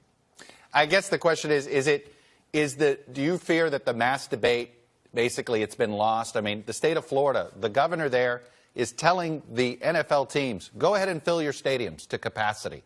It's okay. There's no mask mandate, no anything. Now, the football teams have decided not to do this, Mr. Gates. But this is the rules there. If this is where we are, does it basically mean that the vaccine is our only hope of getting back to normal? Yeah, well, society should be able to have things like schooling that get a priority versus certain more entertainment-related things. And I guess, you know, politicians will show what their value system is there. The only way we'll get completely back to normal is by having maybe not the first generation of vaccines, but eventually a vaccine that is super effective and that a lot of the people take, and that we get the disease eliminated on a global basis. That is where we can finally start taking all the problems that have been created in education, mental health, and start to build back in a positive way. You have said, your foundation said that this pandemic may have set back, you know, we had made advances in decreasing poverty around the world and decreasing those that went without food. And I think you had said this pandemic basically erased 20 years of progress. How long before we can start making progress again? This virus, are we looking at 2022, 2023, when we feel like we'll have this virus under control around the world? A few things like getting their health systems and vaccination rates back up. You know, you can probably get that back in shape within 3 or 4 years. The poverty impacts and educational impacts will be more like 10 plus years, because they didn't have the ability to write lots of checks. You know, their jobs are not in offices at all. So they've suffered disproportionately. And, you know, this gradual progress that's usually very positive, it has, for the first time since World War II, we've had this huge setback. Right.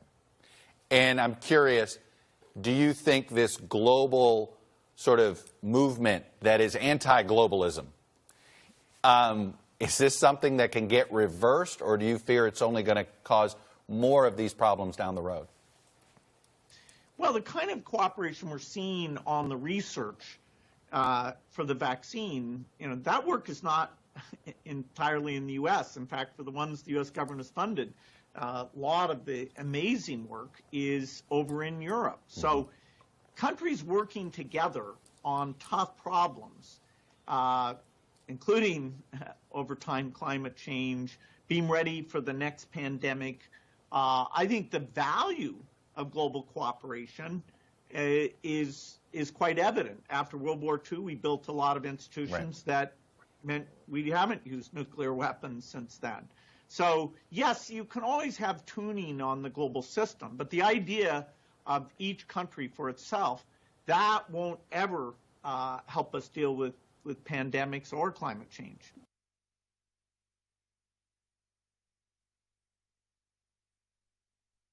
Hello from Washington, I'm Chuck Todd, and thanks for checking out the Meet the Press channel on YouTube. Click on the button down here to subscribe and click over here to watch the latest interviews, highlights, and other digital exclusives.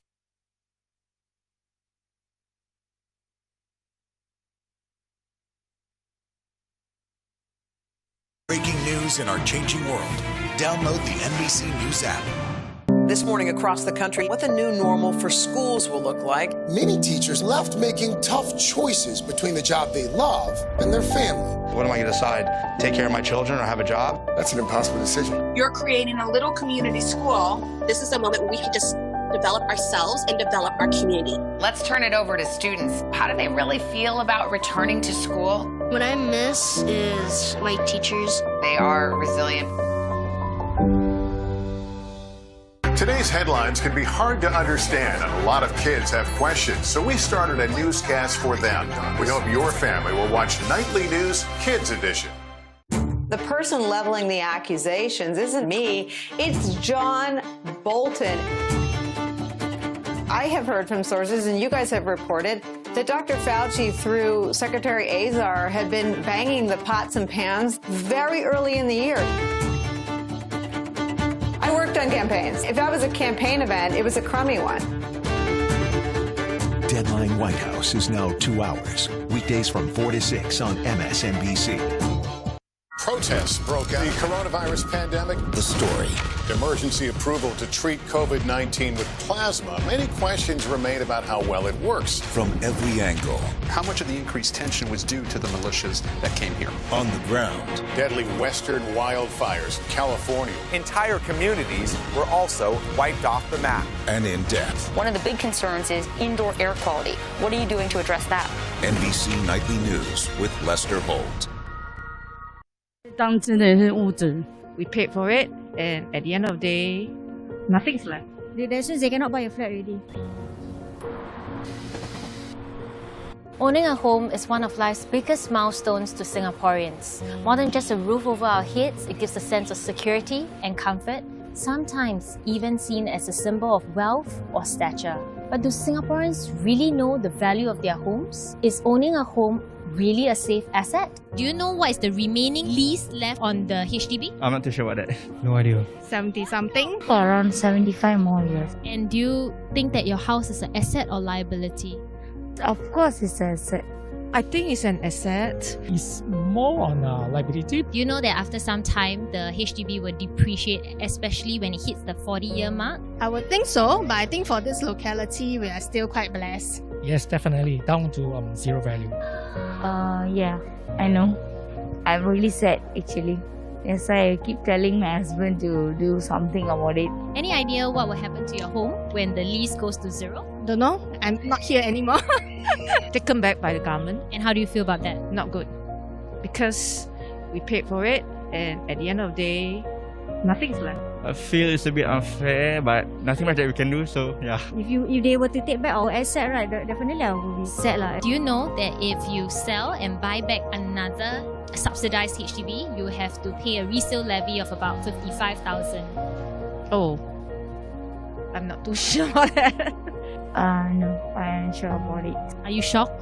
Yes. Oh, no idea about that. Even when you have subsidies given by the government, you need to pay back plus the interest. I have a few friends who they cannot pay their levy, so they are staying in a rental flat all along lah. That's since they cannot buy a flat already. What are you most worried about in the future? I don't think that far. Maybe that's what I should be worried about. 当真的是屋子，现在没有做工啊，很难处理。Very worried, especially about CPF matters. Retirement age itself is already, you know, right? I wonder how the kids' time when it comes. My son's future actually. First thing is education, and then followed by their own life. Though perceived as important, so little is understood about the property landscape by the general public. How can Singaporeans navigate through their property without equipping themselves with the right knowledge?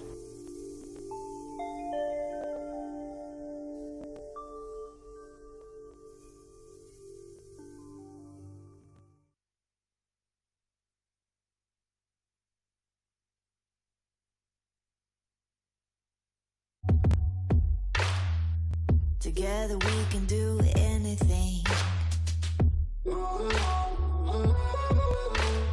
Nothing like I've ever seen. It's just a thing of beauty.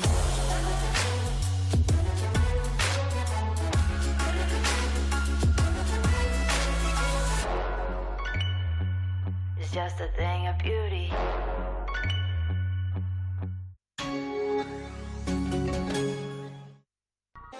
Hey everyone, I'm Allison Morris. You are watching NBC News Now. Tonight's vice presidential debate at the University of Utah's Kingsbury Hall in Salt Lake City is now just 90 minutes away. Kamala Harris and Mike Pence, the second names on the presidential tickets, will be center stage for 90 minutes tonight in a vice presidential debate that is getting a lot of attention in the wake of President Trump's coronavirus diagnosis. Back at the White House, President Trump tweeted a new video showing him outside the White House. He also spent some time in the Oval Office for briefings, even though he could still be highly contagious. At least 18 members of his circle have tested positive for coronavirus over the last week, but the two vice presidential candidates have repeatedly tested negative in the lead up to tonight's debate. Here's a live look inside the debate hall at the University of Utah. The candidates' desks separated by 12 feet 3 inches. There are also plexiglass dividers. So what should we expect from them on that stage tonight? NBC News political reporter Ali Vitale joins me now from Kingsbury Hall, the room where it's about to happen. And NBC News political reporter Monica Alba is in Washington, D.C. Ali, we know about some of the COVID rules and precautions for this debate. No handshakes, those plexiglass barriers. What else should we know about the safety measures and the testing tonight? And then let's talk about format and what this debate will look like. Yeah, Allison, I'm like the Aaron Burr character because I'm right outside the room where it happens. But inside that room, there are some of the similar guidelines that we've seen from the Cleveland debate, but some of them that have been ramped up in the aftermath of President Trump's COVID diagnosis, and some members of his family even taking off their masks during that debate. One of the rules that we're going to see is that if you take your mask off during that debate and you're an audience member, they're going to escort you out. Some of the other things that have changed: on the stage, the candidates are going to be over 12 feet apart, so double that usual social distancing. And of course, we had that debate over plexiglass. We know that those barriers have been erected inside the hall, and they're going to be among the precautions for the candidates on stage. And then, of course, there's the format. We know that we're in this thing for 90 minutes, no sense of the topics in advance, but we're going to have 9 10-minute segments where hopefully, at least, each candidate is going to have a chance to respond and not overly interrupt each other. I will say the brands of Mike Pence and Kamala Harris, certainly not the same kind of brand as Donald Trump, who's known to be brash and interjecting. And so I imagine we're going to see the rules generally adhered to here. And then in terms of the audience, we're going to have much smaller than usual. Frankly, I think it's going to be even smaller than we saw in Cleveland. Mostly those tickets went to students and people invited by the university. And again, those people all going to be wearing masks, all COVID tested beforehand. Monica, as Ali just said there, the topics have not been released ahead of time, but there is really no doubt that the coronavirus will be one of them. How should we expect Vice President Pence to handle questions on the pandemic, especially given his role on the task force and the president's positive diagnosis? Exactly. We knew it was going to be center stage and a centerpiece of this debate before all of the news of the last couple of days and the president's own diagnosis, along with the first lady, and as you mentioned, all those members of their inner circle. But it takes on a whole new meaning tonight because the vice president has been the head of the coronavirus task force for the last 6 months or so. He has been the one who has had to actively defend the administration time and time again when they've come under a lot of scrutiny for the way they've responded to this health crisis. So he's going to be doing much of the same tonight, but it has to be done a little bit more delicately. And in talking to those around the vice president, Allison, we understand he's going to have to be referring to his own running mate, the president, who is still recovering from coronavirus. So the irony there, absolutely not lost on the Pence team. But he's also going to be touting what, in their view, they feel have been some of the successes or the progress of the handling. And that's something the vice president has seen firsthand. He's traveled the country getting these ground reports. You can expect him to talk about that. But as Allie knows so well, Senator Kamala Harris has made her entire vice presidential nominee time on the trail about the coronavirus and dismantling the handling of the administration's response. So that back and forth is what we're going to be watching for, though I absolutely agree it's going to be a lot more polite, we expect. This, we're told, in last week was WWE. This week is a lot more C-SPAN, Allison. Yeah, I think people are really looking forward to that there, Monica. Allie, Kamala Harris is a former prosecutor. A lot of people remember her tough questions for Justice Kavanaugh, AG Bill Barr, when they've appeared on Capitol Hill. How will that serve her tonight? And should we expect that same kind of strong stance from Senator Harris now on the stage as a candidate for vice president?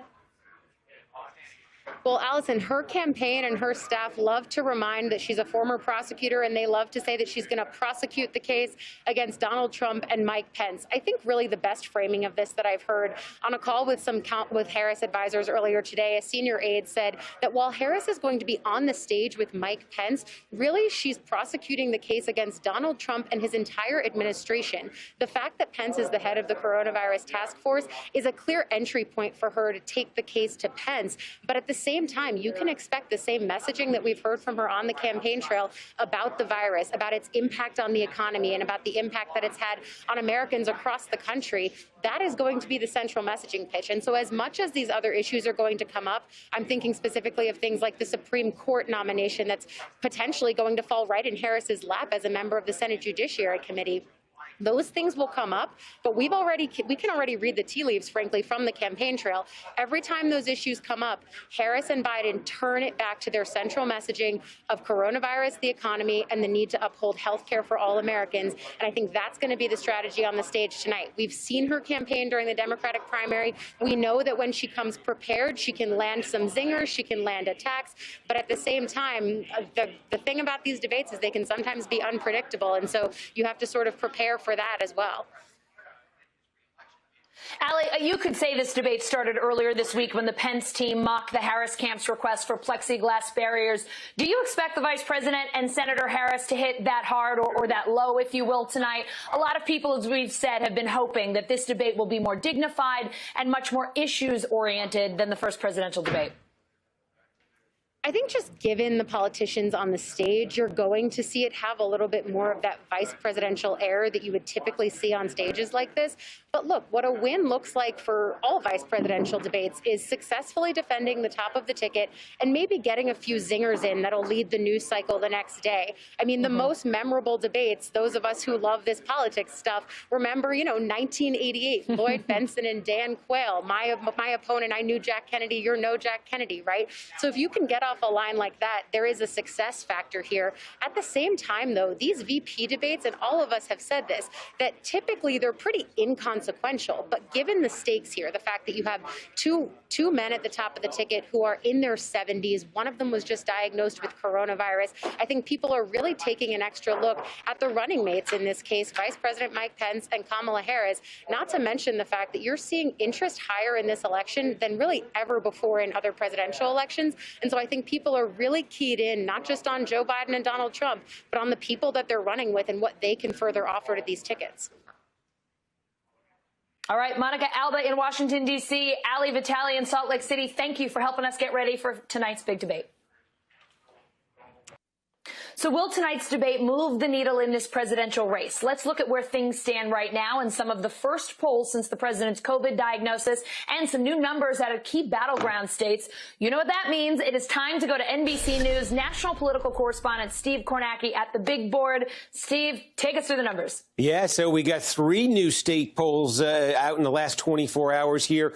3 states Trump won in 2016 and 3 polls conducted in the wake of that debate last week and in the wake of the president's COVID diagnosis and hospitalization. Let's take you through them. First of all, how about this? In Pennsylvania, brand new Quinnipiac poll this afternoon. They put Joe Biden ahead of Donald Trump by 13 points, 54 to 41.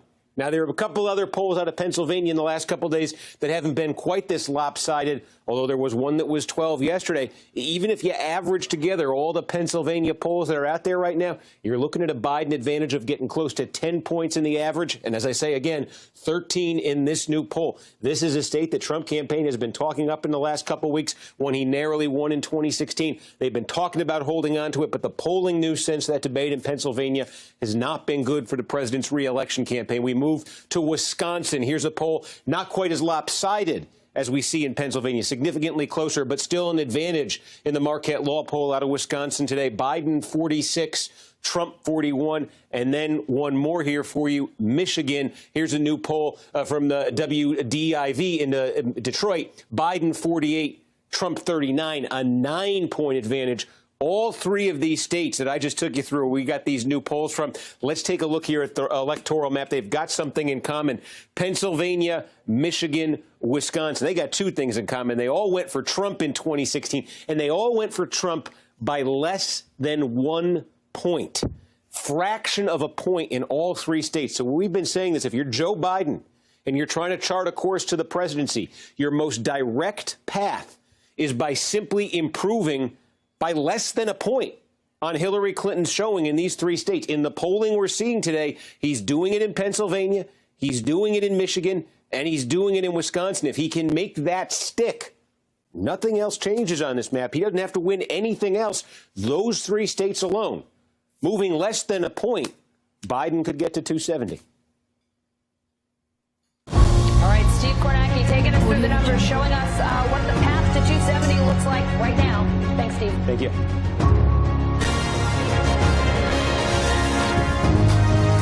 You're watching NBC News Now. We've got some breaking news. If they do go back to their jobs, they want to make sure that they are protected.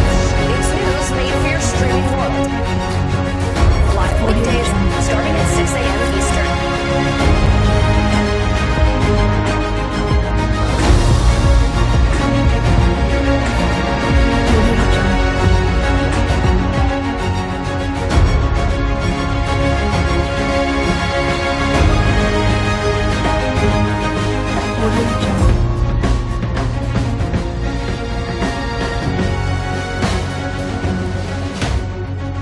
Firefighters have had more favorable conditions, allowing them to push the flames away from homes, but the wind can change all of this on a dime. We can continue to expect protests as people continue to call for more answers to what happened and continue to call for that accountability. Starting to feel like a typical general election. Both candidates actually out on the campaign trail making their pitch to voters. The moment to truly understand who we are and who we say we are is right here at our feet. I get afforded to be super expensive. We have created a system where the ticket to the middle class is a thing that middle class families have to stress about and borrow for and cash together. Why is this happening? With Chris Hayes. Subscribe now. For breaking news in our changing world, download the NBC News app.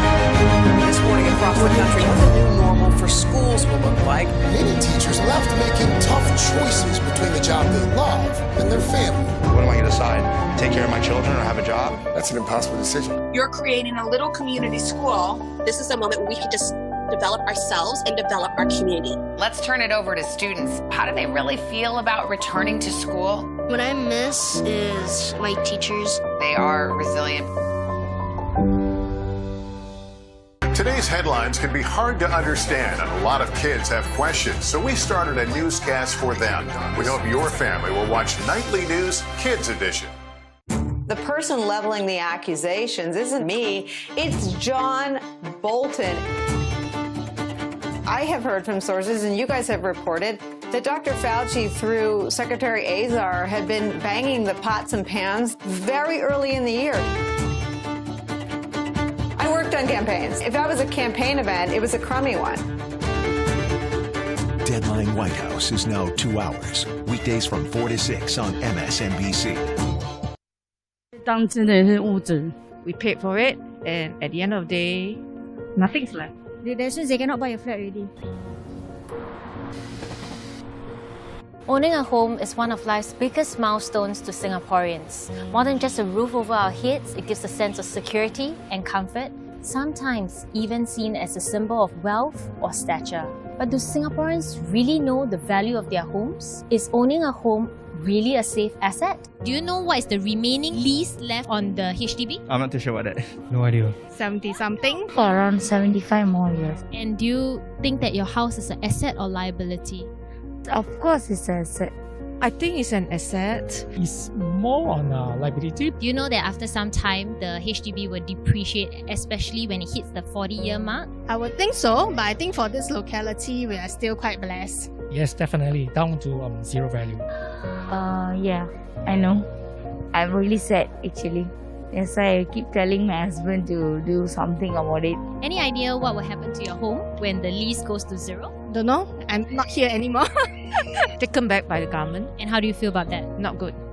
Because we paid for it, and at the end of the day, nothing's left. I feel it's a bit unfair, but nothing much that we can do, so yeah. If they were to take back our asset, right, definitely I will be sad. Do you know that if you sell and buy back another subsidized HDB, you have to pay a resale levy of about 55,000? Oh, I'm not too sure about that. No, I'm not sure about it. Are you shocked? Yes. Oh, no idea about that. Even you have subsidies given by the government, you need to pay back plus the interest. I have a few friends who they cannot pay their levy, so they are staying in a rental flat all along. That means they cannot buy a flat already. What are you most worried about in the future? I don't think that far. Maybe that's what I should be worried about. Very worried, especially about CPF matters. Retirement age itself is already, right? I wonder how the kids' time when it comes. My son's future actually. First thing is education, and then followed by their own life. Though perceived as important, so little is understood about the property landscape by the general public. How can Singaporeans navigate through their property without equipping themselves with the right knowledge?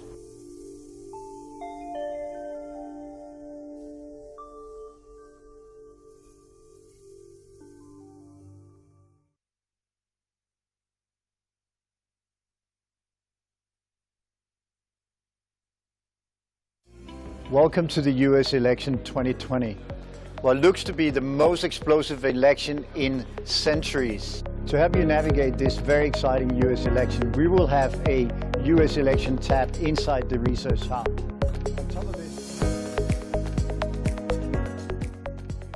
Protests broke out. The coronavirus pandemic. The story.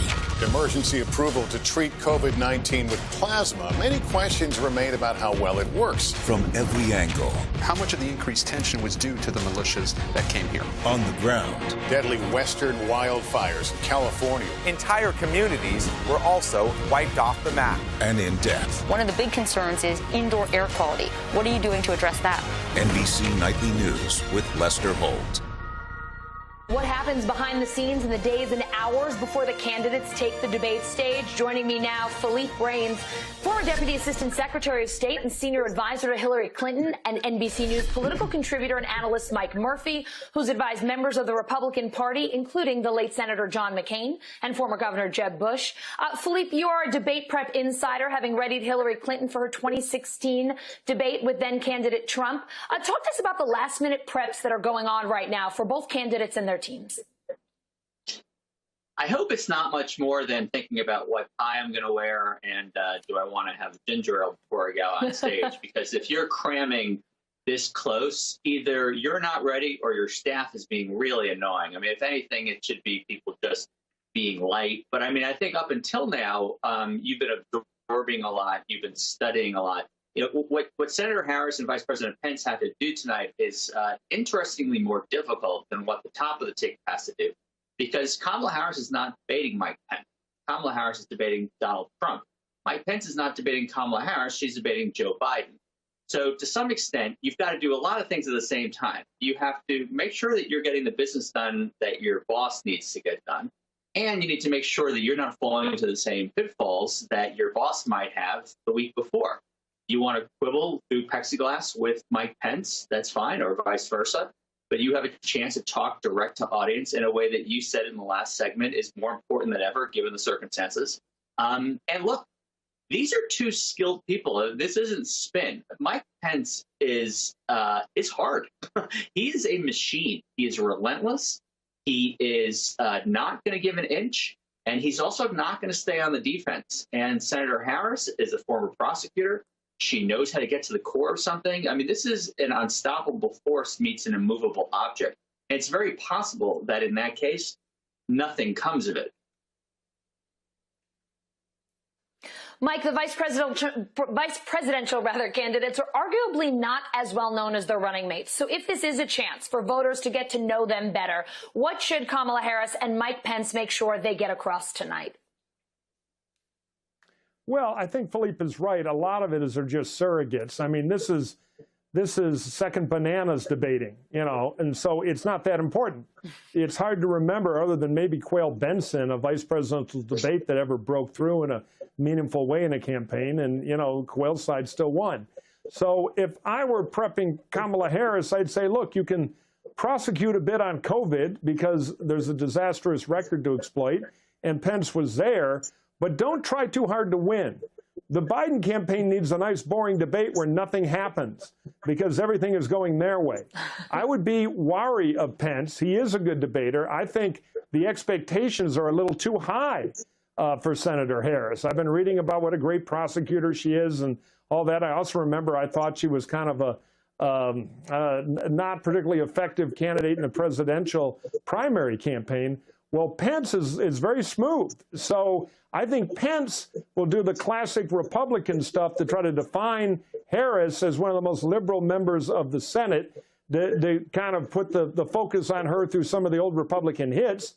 It might have a little traction because due to Joe Biden's age, I think people are a little more interested in Harris than they would be in the generic vice presidential candidate. And Harris, I think, will do what the Biden campaign has been successful at, which is keep the spotlight on the administration's failures on COVID.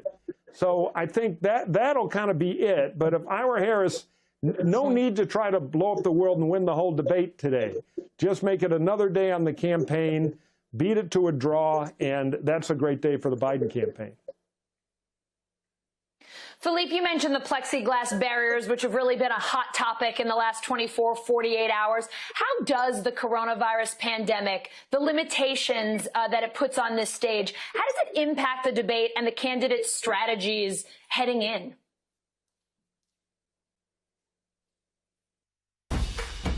Looking for entertainment?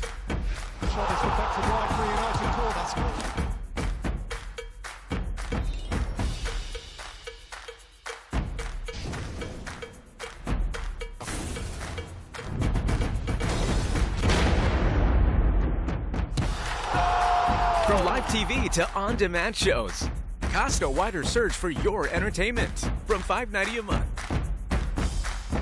Find it on Cast.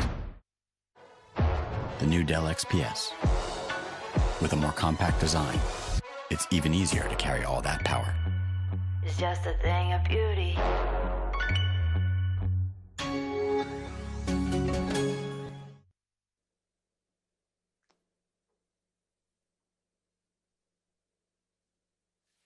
This is bad for his political health because the thing that is on everyone's mind is COVID. I mean, to borrow a phrase from 1992, it's the COVID stupid.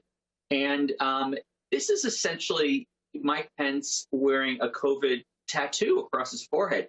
You can't get past it, nor should we. I mean, look, if you want to know what's going on with the Trump campaign, look at what Mike Pence has signaled today. He is going to go after Joe Biden tonight on terrorism. On terrorism. not even the economy, not even on socialism, not even on any of the second, third, fourth, fifth leading topics of the election. He is going to go to some old bag of tricks, like it's Dick Cheney up there, and go after Joe Biden for being soft on terrorism. These folks, look, let's be honest, I'm not supposed to say it because it's jinxing. Unfortunately, I don't think I have that kind of power. Donald Trump is going to lose this election. It really is a matter of by how much and where, and it might not be by big, but there is an element of what Mike just said that's important, is that the Biden-Harris team, they're now playing prevent defense. You know, they don't know if they're up by 14. They don't know if they're up by 12.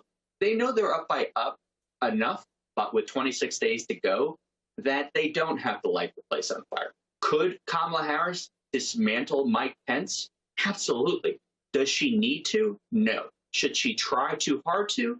No. It's not necessary. Every day that ticks away, I've got a clock over my shoulder that clicks down by the second. We sat here 8 days ago and think about how much things are worse for Donald Trump. We're going to sit here 8 days from now. There might not even be a debate. If there is, there'll probably be a lot worse for Donald Trump with very little time to go. This is really just, you know, give the offensive team a couple of yards here and there. Just don't let it get past that. It's yours. All right, sticking with the sports reference, Philippe, you called the no-hitter in the middle of the no-hitter. We'll see what happens. Philippe and Mike, thanks to you both for being here with us tonight. Appreciate it. Thank you. Thank you. Tonight's debate will make history for a number of reasons. One of them, it's the first time a woman of color will take the stage as a vice presidential candidate. To help us understand why this vice presidential debate matters more than most, NBC News presidential historian Michael Beschloss. Michael, thanks so much for being here. The two most watched vice presidential debates included female candidates, Geraldine Ferraro versus then Vice President George H.W. Bush in 1984, Sarah Palin debating Joe Biden in 2008. What made those debates so memorable?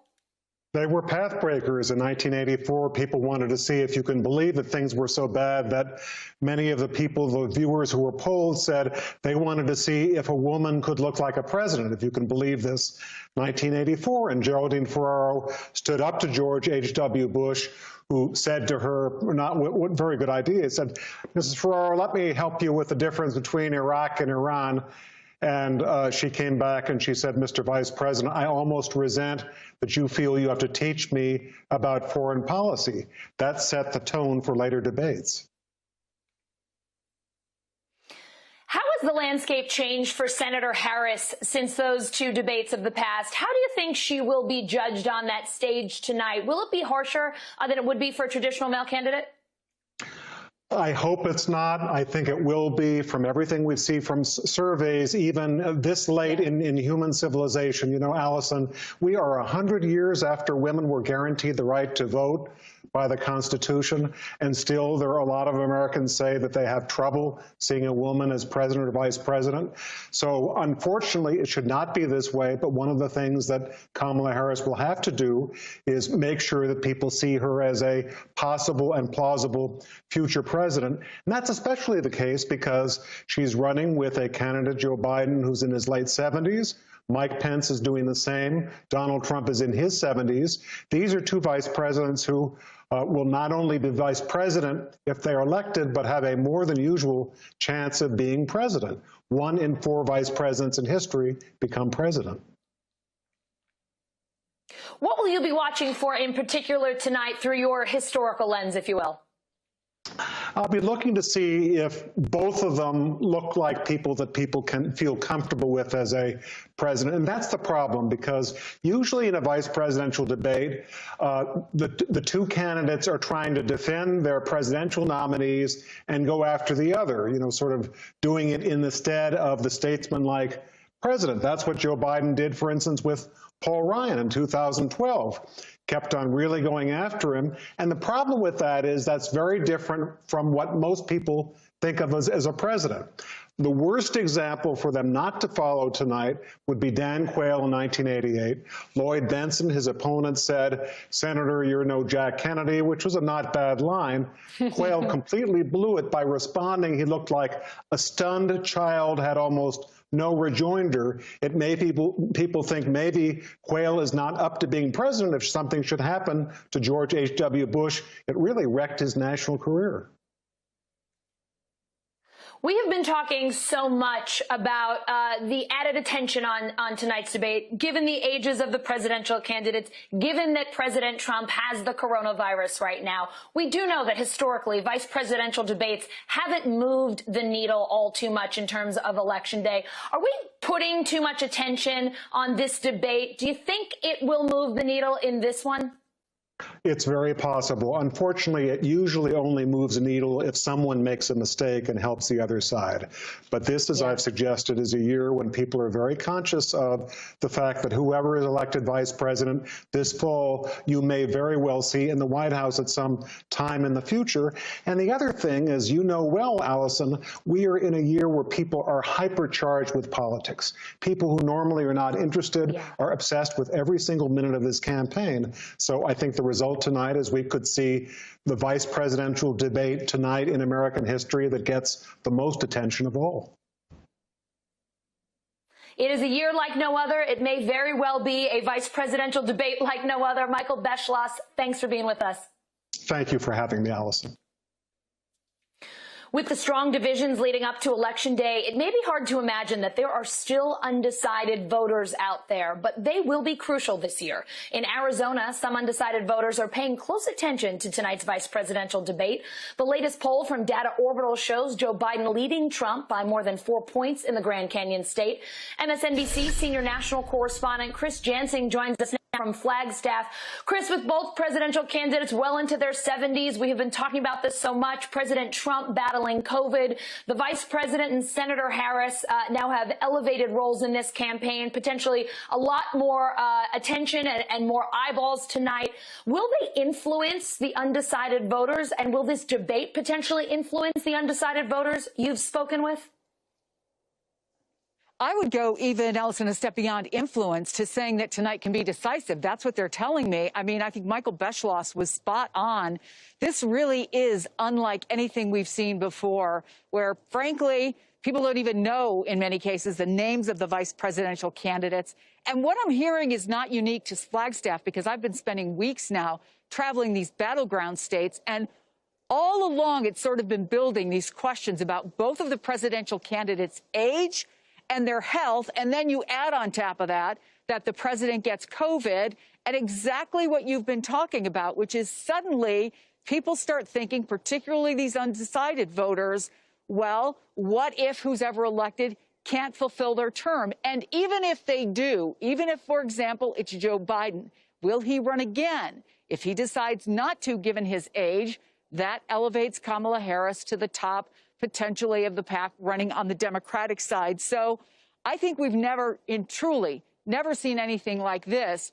And a lot of people are going to be paying attention tonight in such a way that they may actually be using this to make up their mind, which is something I have never seen. Allison? Yeah, most people have not, Chris. When you talk to voters who are still unsure, what do they say is really holding them back? What are they telling you? I hear this all the time because I've been spending a lot of time talking to undecided voters. And frankly, we're in such a divided country that the question I get most is, how can someone still be undecided?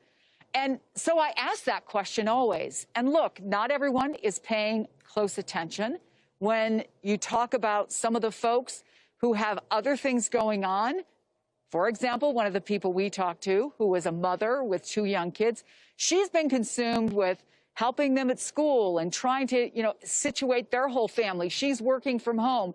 There's so many other things that are going on in some people's lives. But more than anything, I think that some of those undecideds watch the presidential debate, and the word that I heard with my panel was, what a mess. Let me play you a little bit of what I heard from a couple of the folks I talked to here in Flagstaff. The first time I was voting was 4 years ago, and I didn't feel like voting. There wasn't any candidate that popped out at me. It's just hard to really pick one that I'm passionate enough about to vote for them. So here's the other surprising thing. I asked them, so do you need another presidential debate or two to help you make up your mind? and not all of them did. So that just further reinforces the idea that this vice presidential debate, maybe it's with a small number of people, but a potentially important number of people who are using it to make their decision, Allison. Chris Jansing, so interesting to hear what undecided voters in Flagstaff think. Thank you so much. Sure. And thank you for joining us. Chuck Todd picks up our coverage next. And stay with us for the vice presidential debate at 9 p.m. Eastern. You are watching NBC News Now.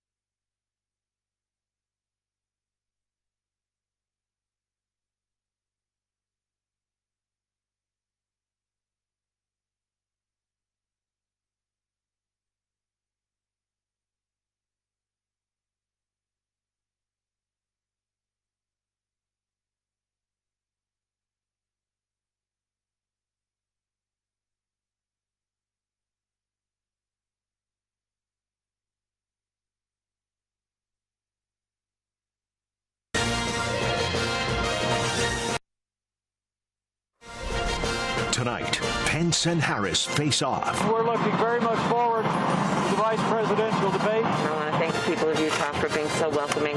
A debate transformed by the pandemic and the president's coronavirus diagnosis. There's so many big issues at play right now. Stakes in this election have never been higher. The choice has never been clearer. The only vice presidential debate of 2020 is about to begin. Welcome to NBC News' special coverage of the only vice presidential debate of 2020, right here on NBC News Now. Good evening. I am Chuck Todd. You're looking live at Kingsbury Hall at the University of Utah in Salt Lake City, where in just an hour from now, the Vice President Mike Pence and the Democratic nominee for Vice President, Senator Kamala Harris, will take the stage. And as we look ahead to tonight, there is no sugarcoating it. The Trump-Pence campaign is in dire straits, and VP debates are historically not turning points in presidential elections. With 27 days to go until November 3rd, the president is sidelined as he battles the coronavirus at the White House. In the wake of last week's rough debate performance, his support is falling dramatically in a number of key battleground states. New polls have Biden leading nationally by anywhere from 10 to 16 points, depending on your news organization that you want to pick. Biden campaign is buying $6 million of ad time in Texas. They've saturated everywhere else. What does that tell you? Tells you a lot, doesn't it? And tonight, voters will see a debate that has been transformed top to bottom by the coronavirus, an issue that has dogged the Trump administration and his campaign. Plexiglass barriers have been installed between the podiums, even though Pence and Harris will be socially distanced from one another. Only if they're spitting at each other do those plexiglass barriers actually come in handy. There are, of course, ongoing concerns about the vice president's personal proximity to the White House coronavirus outbreak. For Pence, this is not the first time on the big stage, but the situation facing his campaign could not be more precarious. And for Senator Harris, this is her first time in the national spotlight of this magnitude. It's also the first time she's facing the unique challenge of being a running mate on the big stage, defending someone else's record. Our NBC News reporters are on the ground at the debate site in Salt Lake City. Jeff Bennett covering the White House and the Trump campaign. Ali Vitale covering the Biden and Harris campaign. Jeff, let me start with you. The coronavirus is front and center, whether the Trump-Pence campaign likes it or not, and the coronavirus task force head is one of the people debating tonight. Are they ready for a debate that is all virus? They say they are, Chuck. I mean, look, the coronavirus, as you rightly point out, is ever present here in the debate hall, both on the stage with the preparations. And then you can expect that this will be a topic of debate. As you mentioned, Mike Pence heads the coronavirus task force. The White House right now is a coronavirus hotspot. And that is an area where I'm told that the Biden campaign thinks that Kamala Harris can gain significant ground, pressing Mike Pence to explain how it is that here we are 7 months into this pandemic, and there are now some 7 million plus cases, 211,000 deaths, no national testing strategy, no national mask mandate, no strategy to reopen schools. Here's the other thing. We also know that Mike Pence is a dutiful, loyal vice president to President Trump. He never allows for any daylight between his position and the president's position. So I think that will be a thing to watch tonight, how he explains that. And if he wants to preserve for himself some political standing in 2024, should he want to run, how does he navigate any of that? I think those are two things to watch tonight. We heard from the president. He will not be live anywhere. We didn't get a live picture. It's another tape, so we don't know if he was coughing. We don't know a lot of things about it. What can you tell us about this tape? He seems to be making quite the claim here about being cured. I think there are millions of people with the virus that are curious about that. Yeah, and speaking of the coronavirus pandemic and how it will affect tonight's debate, I don't think President Trump did Mike Pence any favors by putting out that recorded video. The president is on tape. He's in the Rose Garden. He's talking about his experimental treatment that he received at Walter Reed. And then, Chuck, he describes getting coronavirus as a gift from God. Take a look at this. They're going to say that they're therapeutic, and I guess they are therapeutic. Some people don't know how to define therapeutic. I view it different. It's a cure. For me, I walked in, I didn't feel good. A short 24 hours later, I was feeling great. I wanted to get out of the hospital. And that's what I want for everybody. I want everybody to be given the same treatment as your president, because I feel great. I feel like perfect. So I think this was a blessing from God that I caught it. This was a blessing in disguise. I want to get for you what I got, and I'm going to make it free. You're not going to pay for it. It wasn't your fault that this happened. It was China's fault. You're going to get better. You're going to get better fast, just like I did. So again, a blessing in disguise. Good luck. What would I do if I were to start from scratch with no product, no website, no offer, stuck at home, quarantined, if I had to start all over again? So right now, as you can see, the day just started, and let me see if I can refresh this, see if we got more sales since then. So right now, you can see that in the last couple of days, and by the way, this is my sales dashboard for a product that I'm promoting. So this isn't even my own product. I'm just promoting somebody else's product, which is one of the many things that I promote in my business. And first of all, hey, this is Ping Jun here. If we haven't met before, one of the things that I do is for pretty much the last decade, I have been running an online business, selling products online, as well as promoting other people's products. And this is like the third week of me being quarantined. And for a really long time, I've always told people that selling online is probably one of the most important skill sets in entrepreneurship and in business. And you can see that the people that's actually taking a huge hit right now are businesses that did not manage to pivot and bring their stuff online.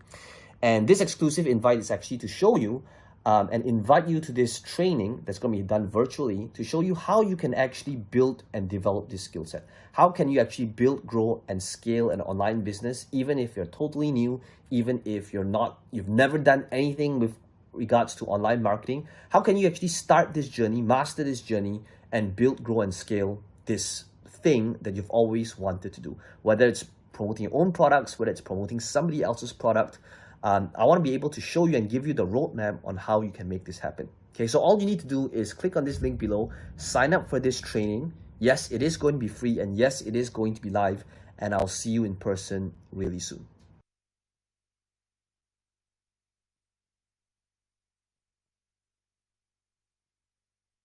Can you really sell your HDB to own 2 condos? Recently, there are many agents going around telling HDB owners to sell their HDB and own 2 condos. So how does it work? With the profits you make after selling your HDB, they recommend that you use it as down payment for 2 condos. You and your spouse will stay in 1 condo, now with a higher monthly mortgage.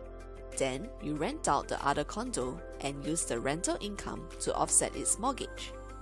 If you get a good rental rate, you might even get positive cash flow from this investment condo. Many people love this idea because it seems like they have found a way to grow their wealth from just 1 HDB to 2 condos without the need of upfront cash. You don't even need to pay additional buyer's stamp duty because each spouse is holding on to just 1 property.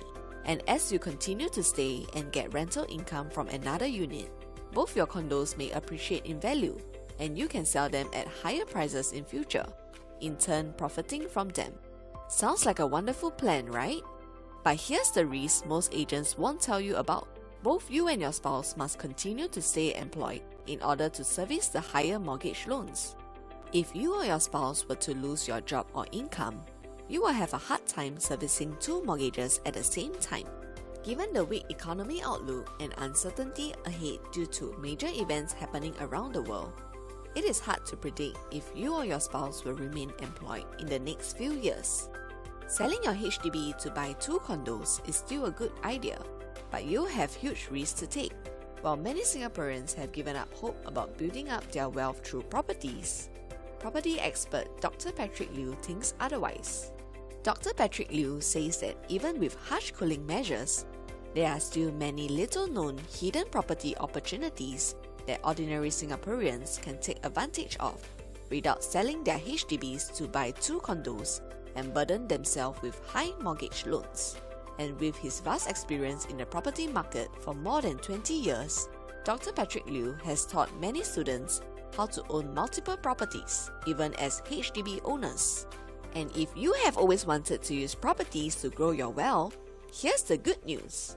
Dr. Patrick Liu will be conducting a free training to show you how you can start owning properties for huge passive rental income and high capital gains. Simply register now and turn up for the event. See you there.